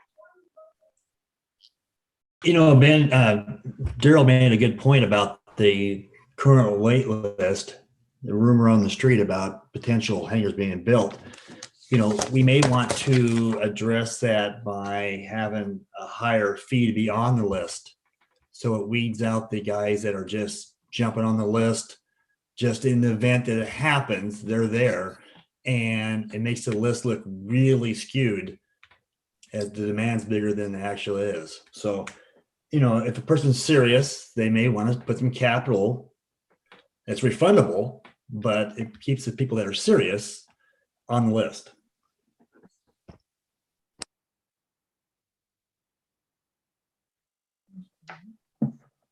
I'm just throwing the wait list up there also for your reference, so you can see that the folks at the top of the list have been there since 2018. When was the last time we contacted them to see, or how do you refresh the list? Do they re-sign up every year, or, I mean, No. is this guy Morrison even alive? Yeah, I talk to them Yeah. when they get up to the top of the list, I let all of them know. So the top 4 right now, I put it out there. I just send them an email every time that the T hanger opens up. Then I let the top 4 people know, okay, well, you've moved up, you're getting closer, keep that in mind, but still could be a year. You know, if we turn over 2 hangers a year, that's kind of normal. They just don't turn over that often. It'd be interesting to know if all these guys would sign up. If we went out and bought, I mean, we went out and built 30 T hangers, could we fill them up? Can I just make a real simple observation here? The net operating loss at the airport last year was $81,000. Is that correct? Something, I think that was a number similar, something $81,000. $81,000. Fine. We have 31 T hangers. That's $2,600 per T hanger. You raise each T hanger next year, $2,600. There's net zero.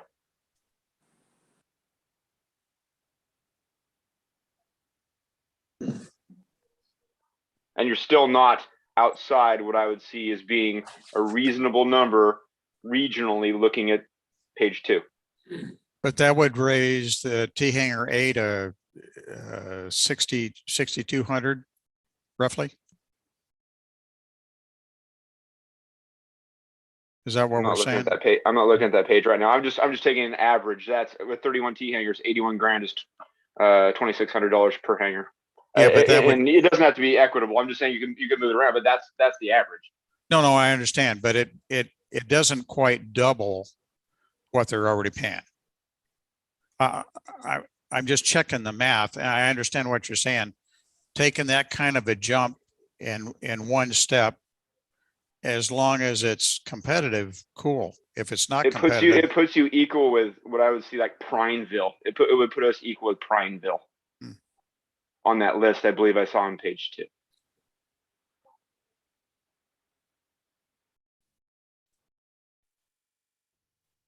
But perhaps Commissioner Strike's idea to see who's really serious about future hangers also should be part of that discussion as well.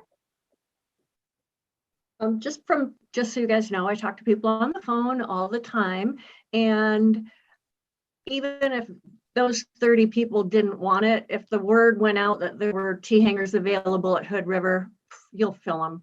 They're just, people can't find them. So I think there's a greater demand. This is my personal opinion, but people call all the time. When they hear we have 36 T hangers and we have 31 people on the wait list, they kind of lose their, their hopes, but there's just not a lot of hangers. So not saying that, the rates need to go one way or another, but just information for thought.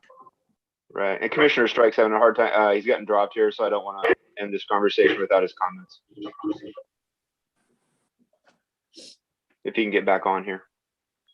Yeah, I would say that,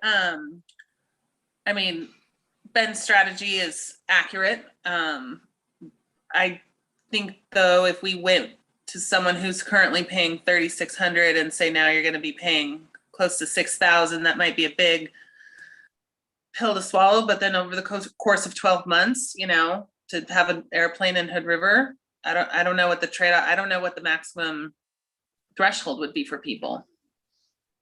Convince me our location is not more attractive than Prineville, then I'll think $7,500 is too much money.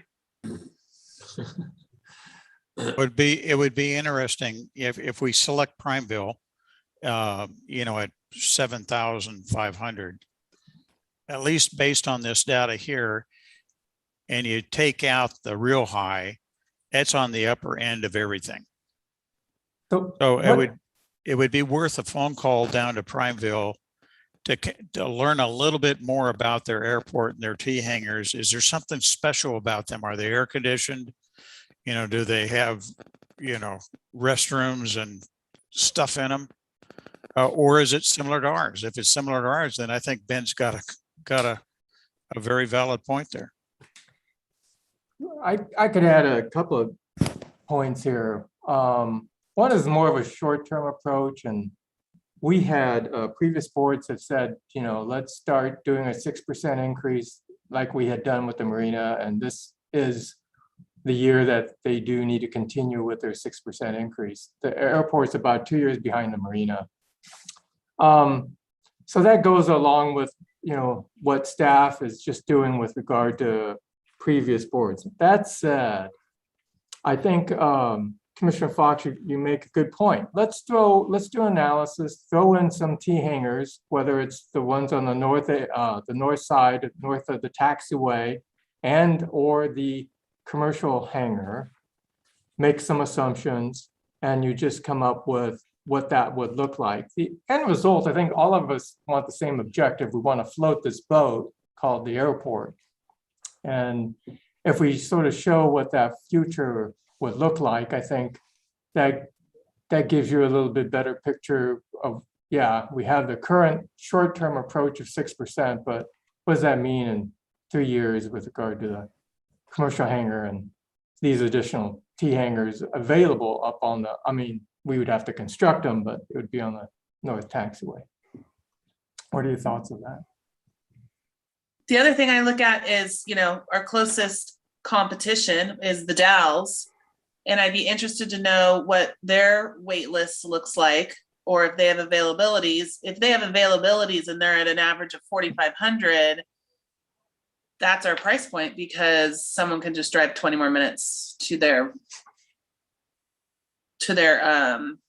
hangar, and they also have a longer runway. So I kind of think that we need to really think about what's around us as well. I completely agree with everything everyone has said.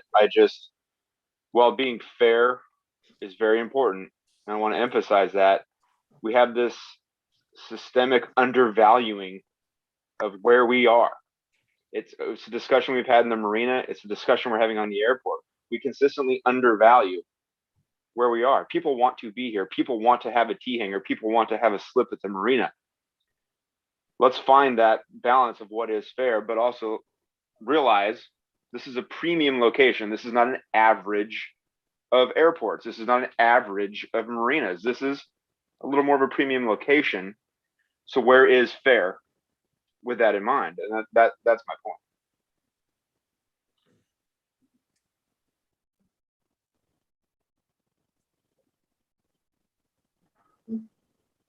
Commissioner Fox, you're on mute. This really sets into the long-term strategy that if we're trying to develop the airport into a unique boutique, take advantage of the area, we ought to be able to increase our revenues a little bit. Once we get the revenues where it's kind of cost neutral, then there's nothing to say that we can't continue to build this and get even further ahead, and then build an airport that is really nice. So I think we're going at the right direction here. I think, take a look at the market, and we want to be on the high end of the market, still reasonable. If we drive people to the Dalles, so what? We still got a big list of people that want to be here.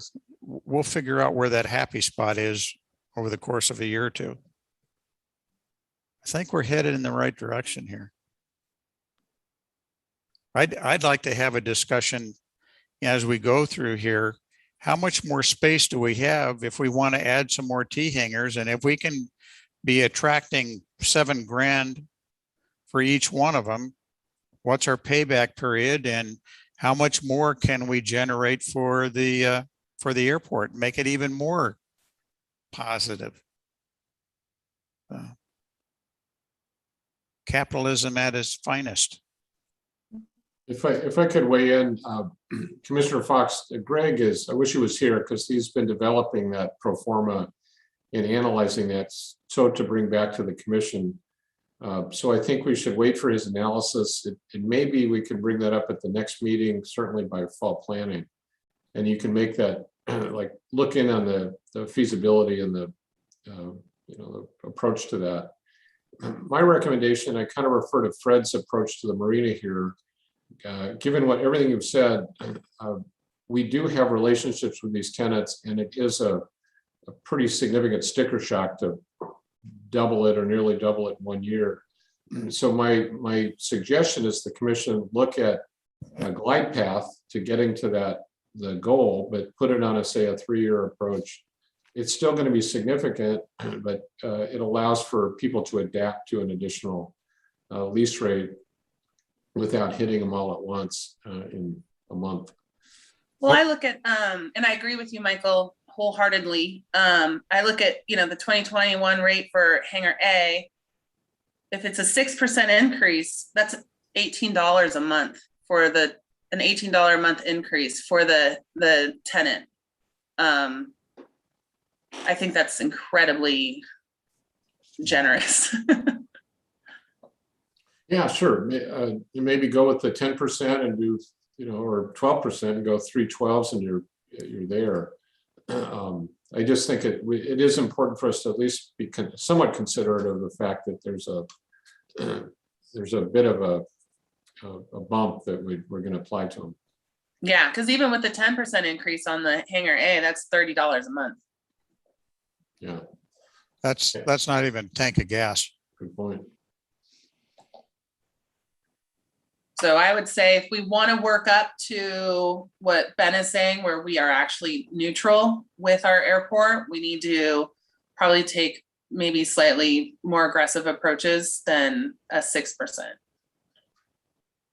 But again, I know that a lot of these people have had majorly long-standing relationships as tenants, and I want to be mindful of that as well as, again, what is fair.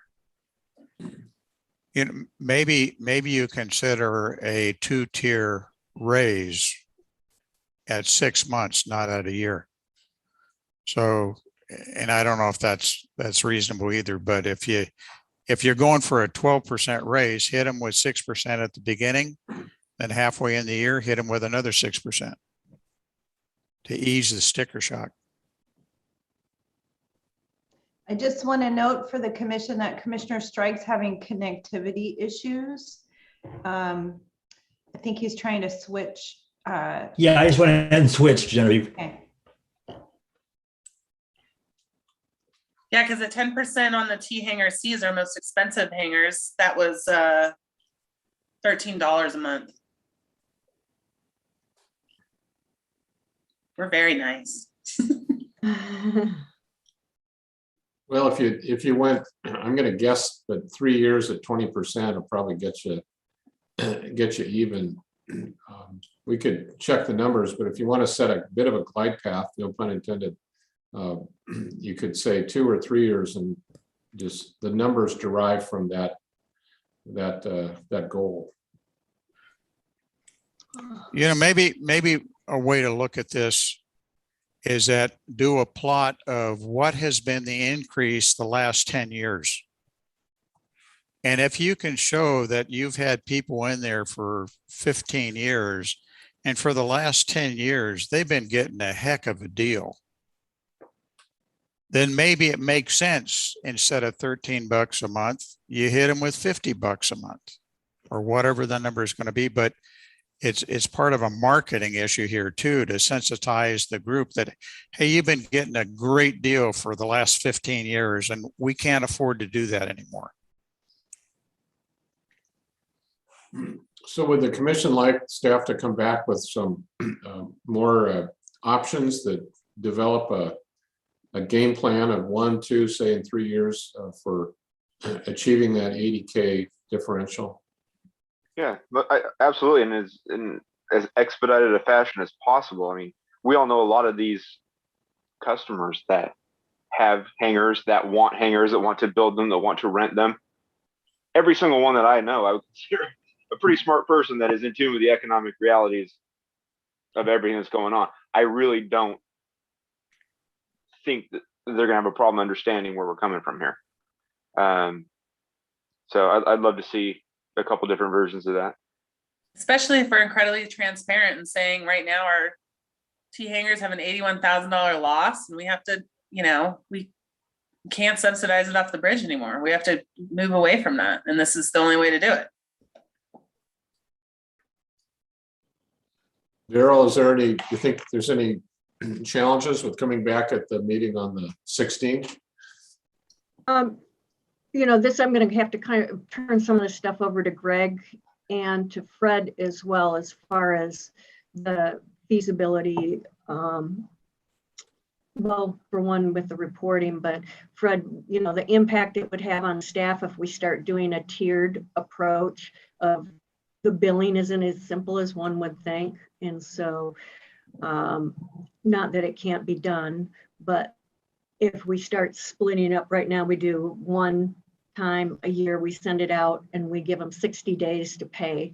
So if we start doing split payments, I spend a huge amount of time getting people to pay their bills. I know, sounds crazy, but I do.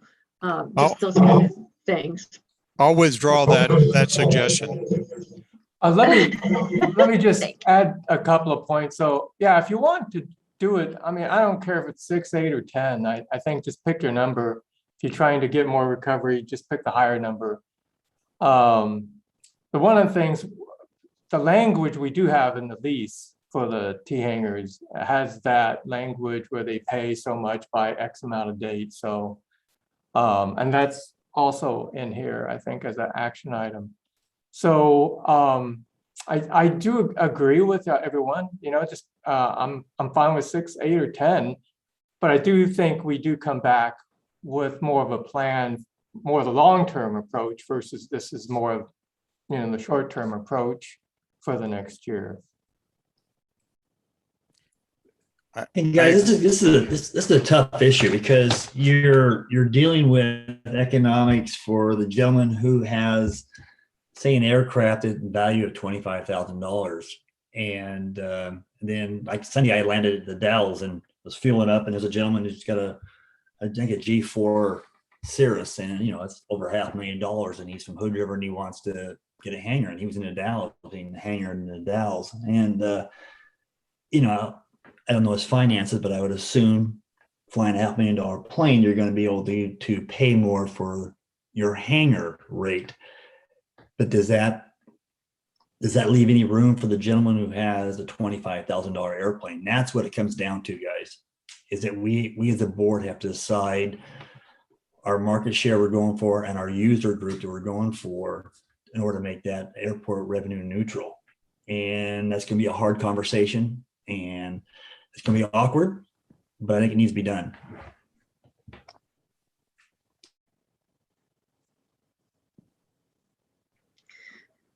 So I guess what I would ask here is, I know you mentioned bringing us back to another meeting with more information.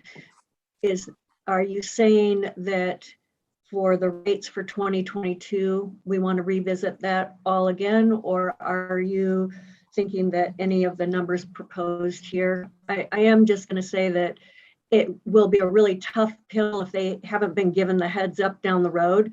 Like they were all thinking 6%. Let me tell you how full my ears are of 6% of, and whatever, everyone's opinion, but just out of fairness to people, more than 10%, not giving them time to digest it. It's going to be challenging. I just want to piece that out there. Daryl, I understand what you're saying. I think part of this has got to be the sales job that explains why we're having to do this, and some research that shows them, if it does, that they've been getting a tremendous deal for a lot of years and we can't do it anymore. Yeah, I think that, just doing the math, the difference between 10% and 6% for Hangar A is $12 a month. And, I think proposing it that way and saying we're significantly under our revenue requirements, we are going to have to come up with a long-term strategy. We don't want to give too much sticker shock this year, so we're going to go with the 8 or 10%. I'd probably recommend either 8 or 10, not the 6, but then give them notice that we're going to have to shore up at some point. Exactly. I agree. Our starting point, I'm sorry, Commissioner Garing, go ahead. I talk too much.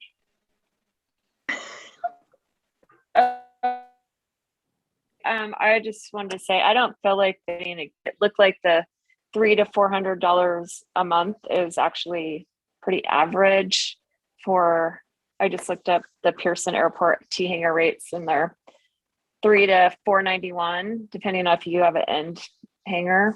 I don't think it's a super deal. I do understand needing to kind of bridge the gap we have here. I don't want to into that we're making it feel like elitist and that we're pricing people out.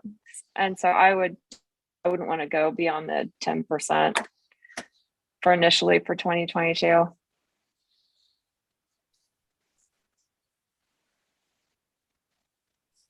My 2 cents. So how do the commissioners feel about, at this point in time, looking at an either 8 or 10% increase? And then having the discussion further of, you know, what are we going to do in the future? How are we going to fill that $81,000 gap? You know, what are we going to do moving forward? Well, Commissioner Strike, I'd like to get Greg's 2 cents on this before we make any decision tonight. I think he's a valid point, and he's our point of contact for the aviators up there. So my suggestion is we have another meeting with Greg in the loop and have information for us.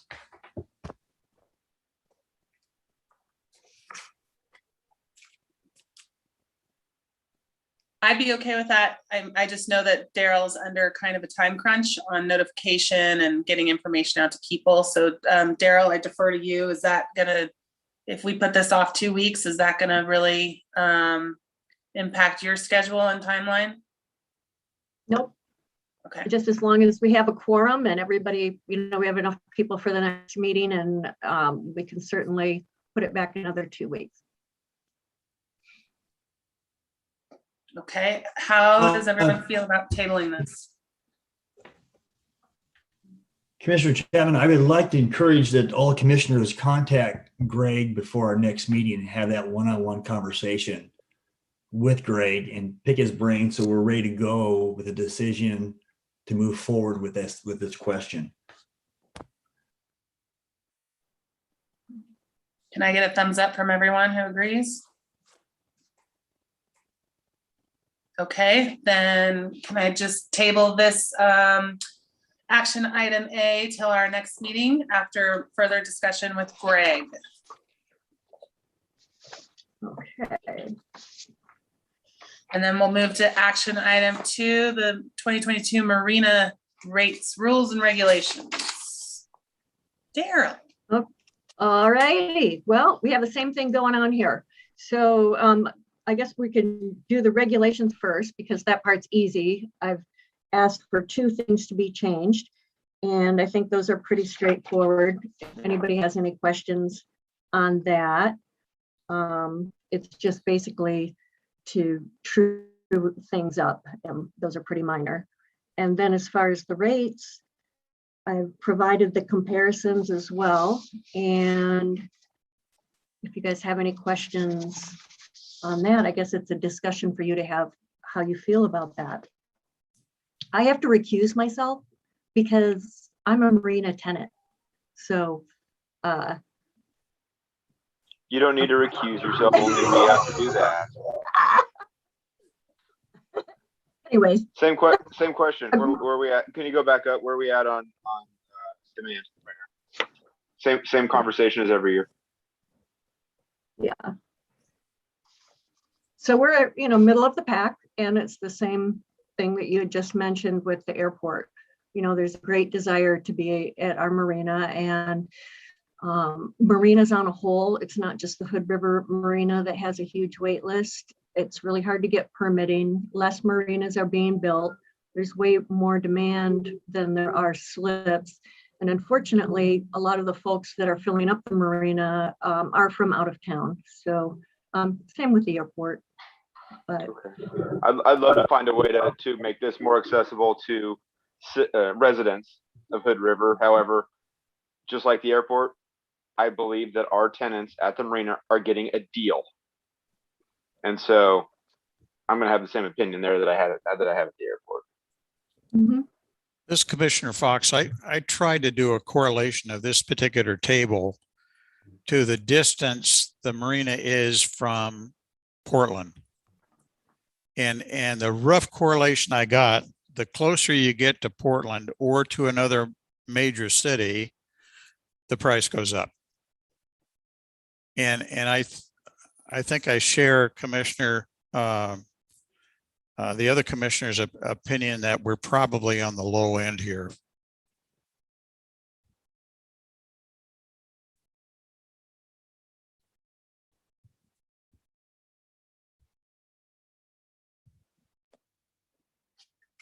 It's interesting, Cascade Locks is cheaper than we are. Are they under the same problem? Are they looking at a big increase?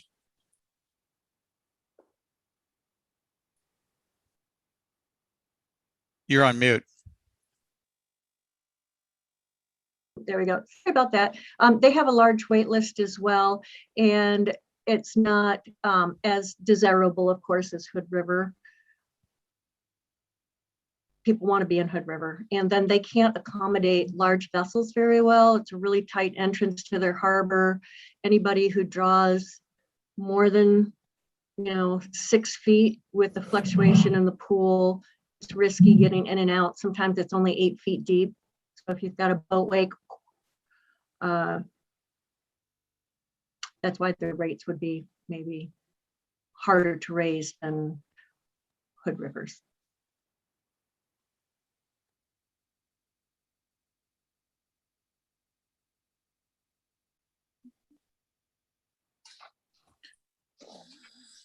Well, I'm just struggling to understand. I'm struggling to understand our hesitancy to raise our rates with such high demand in such a high demand area. Why is staff so hesitant to raise our rates more than slightly above cost of living each year? I mean, I don't want to be unfair, but it seems like our rates are too low. And we have this discussion every single year. And I always get the pushback, well, 6%, it's about all we can do. Why? I mean, if there's a good reason why, I'd love to know, but people won't like it isn't a good reason. Right. So I'm just a messenger. why are we not at an appropriate level for where we are? Right.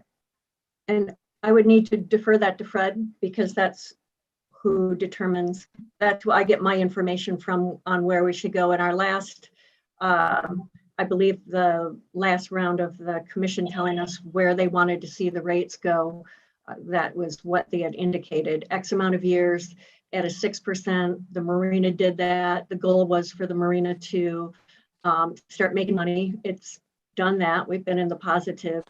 And but from here, I'm going to turn it back to Fred for the rate.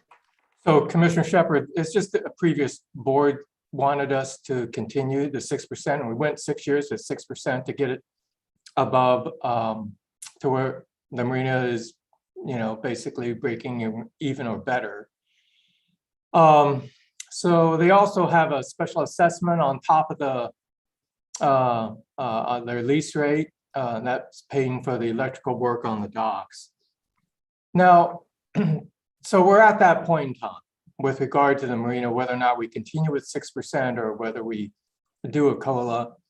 We like in 2020, we basically did a COLA because we're going into a possible pandemic. So it's up to, yeah, there's more room for market share or market pricing. It just, basically hate to use the term, but yeah, it would float the boat a little more. So that's fine. We just reverted back to, we in our previous discussions with a board, we did the 6 years at 6%. So now what would the new board like us to do? If you want us to continue to get in, let's say, a 75 percentile of the average slips of the state, then we can use that as a criteria. I I thought, think it's a fair question because staff's done exactly what we asked 4 years ago. I agree, but it seems like the demand curve has outpaced that 6% at both Fred, the airport and the marina. So When does that special assessment sunset? 2023. The boathouses are 2023, so that's going to be something we really have to work on right away. Gary and Anna have the leases because we have to dive into that whole thing when the assessment goes away. And then the regular slips, it's 2028.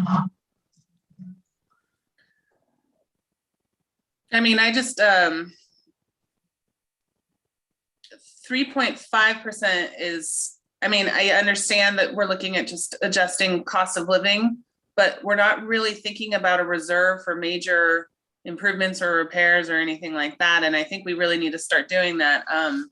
I know that in the pandemic, seeing a lot of new boats around, brand new boats.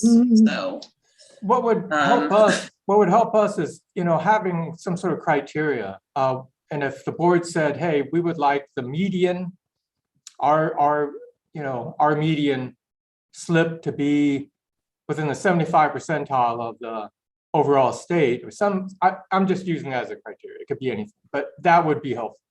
And then we could set it and continue to increase through 6% till we were there, or something along those lines.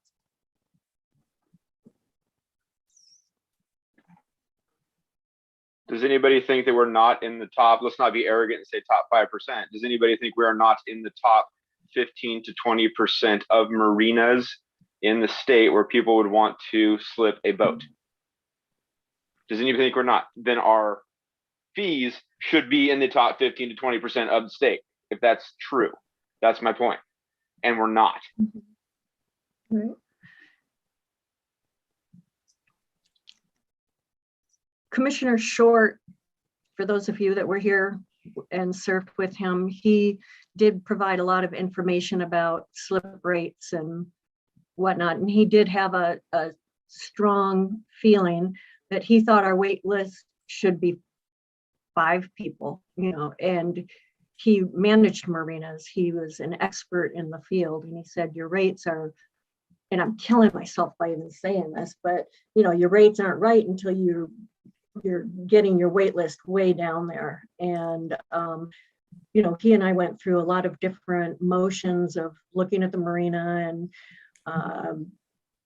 how we could expand the marina, and just with right now the costs of permitting, the difficulty with it, it's not feasible for the port to dive into that. So the only other thing, he just circled back to, we really need to take a hard look at our rates. And we just have left it at that with what the previous commission decided. But I think that's something for the new commission to just consider. well, I sort of look at it as if we're not even at averages, we're below averages, even when you include our special assessments. We should at least be average. But I agree with Ben. I think that there's a lot of people that would really like to have boats here.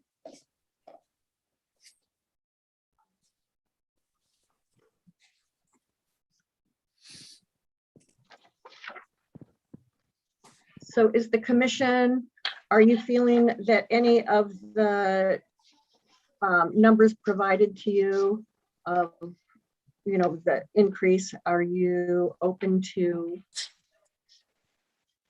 6%, 8%, 10%? I don't know that I could give you more information that would have you make up your mind on that or not. If there's something more that you would want, I'd be happy to provide it.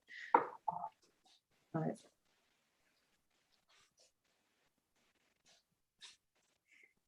So Commissioner Strike, you might recall when we started this, it's been at least more than 6 years, maybe 7 years ago. The reason why we chose 6 was if your cost of living is below 3% or lower, like 2.5, then you're gaining above that by 4% or 3.5%, somewhere around there. So that's where that 6% came. Hobie got disconnected. Oh, did he? Or Fred, so Okay. he's gonna try and join again. You might have to restate your question. So the question is, we can go back to the 6% and then we can, and the reason why I say that is it's something that people can plan for, but then we just continue until we get into the criteria of, whether it's 85% or 80%, 90% of the total market, then we're there until we get there. I don't know if you want to try it in one big chunk, but that's something that's the approach that 6% occurred. That's why reason why we did that back 7 years ago, 6 years ago.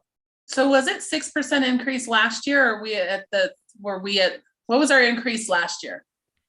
Just cost of living, because it was at the end of that period.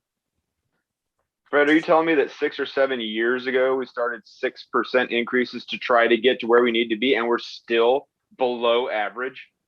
We're still below average. The criteria wasn't to be a certain percentage of, the market share. It had more to do with when are we going to break even? Until we break even, we're going to continue. And so like every year we chop away at it. And sure enough, we knew it would be about 5 or 6 years and we'd be there. And sure enough, we're there.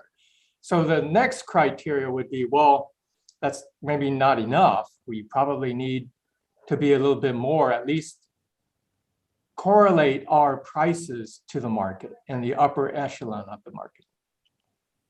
And I don't want to insinuate in any way that staff didn't do exactly what commission asked of them. That's not my point. And I don't think raising rates 20% a year forever is ever something that we would consider, but we need to get to where we think this marina, same as the airport conversation, where do we want to be? Who are we? What services do we want to provide? Do we think we're average in the state? My opinion is no. And get there as quick as we can, and then discuss what the annual number is. But we need to get to that point where we want to be sooner than later, in my opinion. Yeah. I just took the table, the second table, and I scanned down and took the $4,000 range and the $3,000 range and added them all together and divided it, and it comes out to an average of $4,000. So if you say that we're in the top quartile, then the number we probably ought to be talking about at parity is somewhere in the neighborhood of 4,000 instead of I don't know which one, the 1730 or the 2173. I don't know. But I think we're substantially below. If you believe that our port is on parallel with the best on this list, that the 13 of them anyway. Well, plus the fact is, if I'm we're sorry, only 7. breaking- It's actually 7, not 13. 7.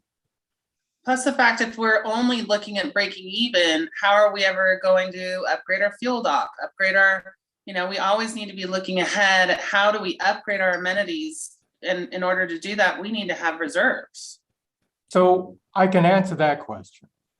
So I remember this conversation very well with the public, with the marina tenants itself and the board. We actually had a meeting with that, a previous board naturally, but there's two ways you set your rates. You set your rates to where the port then accumulates reserves to do those capital improvements, or you set your rates to basically take care of your operating costs. So where you float the boat from a net operating revenue standpoint.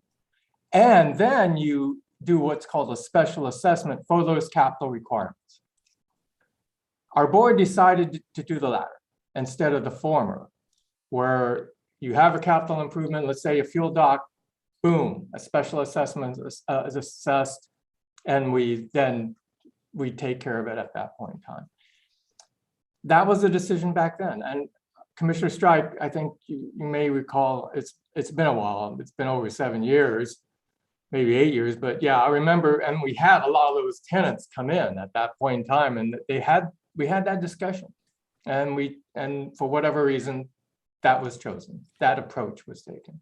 Hey, Fred, Commissioner Fox, I get that and I understand what you're saying. I think there's a very big fundamental change of where we've been to where we're going to be. Correct, I agree with you. And where we're going to be without the bridge revenue to back us up, we've got the remaining businesses to try and balance out where we need in total to be operating. So we can't just look at the marina by itself and add another 6% or whatever. I think we got to step back and look at all of those moving parts. And I think you're going to find that 6%, and you're seeing it here, we got to get back up to a competitive market. And then we can see how we want to run.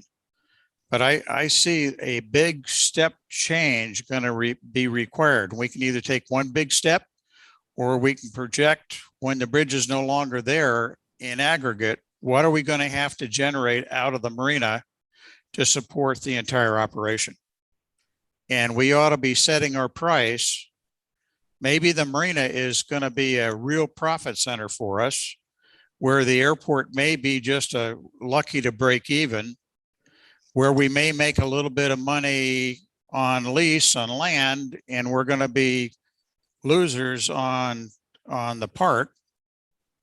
But we got to balance all of that out. Oh, I don't disagree with you. I just think, and I remember about 8 years ago, I sort of showed this progression of where we're going to be to break even. But I agree with you, things have changed. And what we have to look at is differently than how we looked at it in 2013 or 14. So, but that said, I don't know if you want to take a big chunk. I think if you want to look at the marina, much like how we're doing the airport, we come in with, whatever, 6%. And we then say, no, hold on. And we just say for multiple years, what does that look like for at least 6 or 7 years? What does that look like? Where does that float the marina from a functional standpoint? And we look at the airport as well. The marina is sort of fixed. We have only we have a little bit of growth. We can have additional docks. Commissioner Short looked at that. But airport is where we do have a lot more room for capacity. So we'd have to build that capacity, but we would get a rate return on that capacity. So what you're really telling me is I think it's even more important to get these rates as soon as we can to a reasonable market rate. Yeah, but I think you still have price elasticity. So, you want to be careful and step it up and get people on board with this is what we're going to do. Well, I think you go back and you do the same sales analysis as we're proposing for the airport on the marina. But I think if you can show people already know they're probably getting a heck of a deal here. And it's not going to be a great big surprise if they see something in excess of 6%, this next year. Let me make a proposal here. Let me make a proposal to move this to the next step. I think we can all agree our marina is a top 5% destination in the state. I would argue that it is, as far as marinas. Let's see what it looks like. I don't support 6%. So can we see what it looks like to get us in the top 15? What do the numbers look like to get us in the top 15% now? And then we can discuss, I don't think what would have to be 6% a year after that. It would be smaller incremental changes or incremental increases after that. But let's get us to where we need to be now. What does top 15% look like? Is it fair? I think it's fair as far as, are we a top 15% destination? Yeah. But what do the numbers look like? I'd like to see that. I think it's fair. That's very easy to do.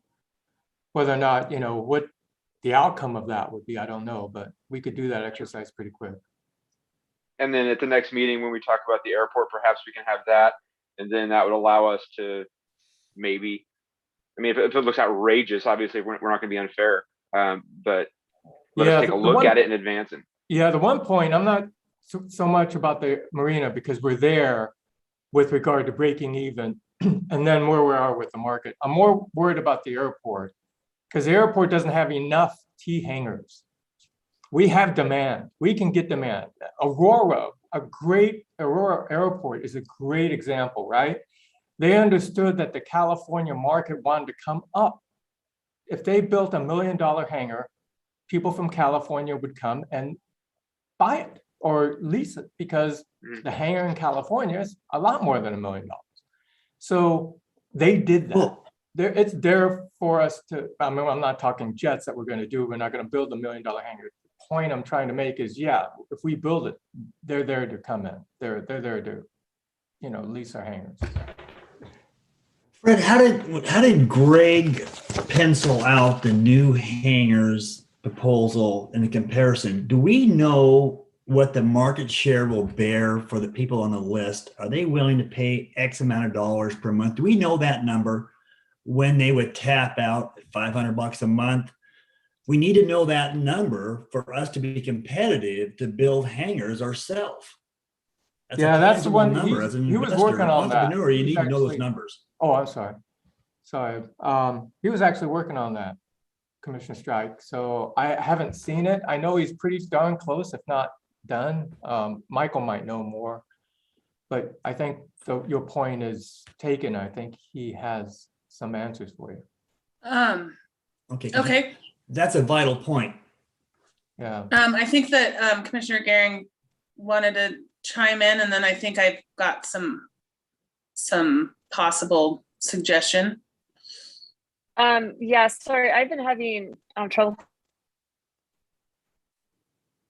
catching kind of every other word. But I looking at the time for the special end at 228, I was thinking incremental increase and then maybe a bigger increase in 2028 wouldn't be noticeable if the assessment dropped. Sorry, there's a lot of dogs barking here. Well, I think we need to maybe look at this further. So I think that if it's all right with the commission, I think that we could probably move forward on the rules and regulations. I don't think that there was any contentious issues about that discussion. And maybe again, we might table the lease rates to the next meeting so we can just look at some different scenarios of how it would look, looking at getting us to the 15%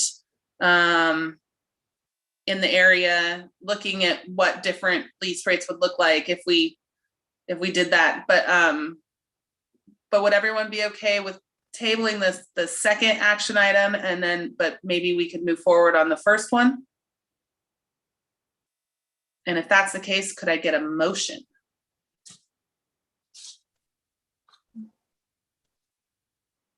To be clear, you're looking for a motion to approve the 2022 Marina rules and regulations? Yes, I will correct. make a motion to approve the 2022 Marina rules and regulations subject to legal counsel review. Shepherd, a second. Any discussion? All in favor? Fox, aye. Shepherd's eye. Gary and I. We lost Hobie again for a second. He's dialing back in. Well, chair's eye, so I guess it passes. But if Hobie would like to weigh in on it, that would be great. We could record a vote. And then once he's back on, if everyone is okay to table the mortgage lease rates until the next meeting so we can just get some better calculations and try and figure out a way to have a competitive market rate. Yeah. He's back in now. Hobie, if you want to cast your vote to approve the 2022 Marina rules and regulations subject to legal review. A strike, aye. Thanks. Great, chair eye, it passes. All right. Sorry, guys, I keep getting dropped, so I apologize. I'm playing catch up here. Sorry. Okay. Sometimes for Heather and Hobie, sometimes if you turn off your video, I know we love to see your beautiful faces, but sometimes if you turn off the video, it helps with your streaming. So we wouldn't care if you did that at this point. We do love seeing your faces though. Okay. So that being said, any confirmation of commission directives to staff? Daryl, I don't think we really had much except for just to get more information on those 2 deferred action items. Right, and all of the things in the beginning that we brought up with the revisions with regard to Mr. Fox's suggestions, those weren't really staff direction. I think we covered that already, and Genevieve went over most of that, so. Okay. That Kevin gets those highlighted sections before midday tomorrow. Right. Okay, and so for the T hangers, I will work and collaborate with Greg to get you some more information. And on the marina, we will also do some different scales with the rates to see where you guys think you want to go. Great. If there's Thank anything so else much. you want us to provide, feel free to email or let me know if there's some kind of information that would be helpful to you. Just give me the heads up and I'll work on it for you. Excellent. So now we'll do commission call. Any commissioner have anything that they would like to say? Commissioner Fox, start with you. I'm good. Good. Commissioner Shepherd? Nope. Strike? I'm good, thanks. Okay. Garen? I'm good. Okay, I'm good too. So if that's the case, then I will recess our regular session and we will enter into executive session under ORS 192.6602E real estate negotiations and ORS 192.6602F to consider information or records exempt from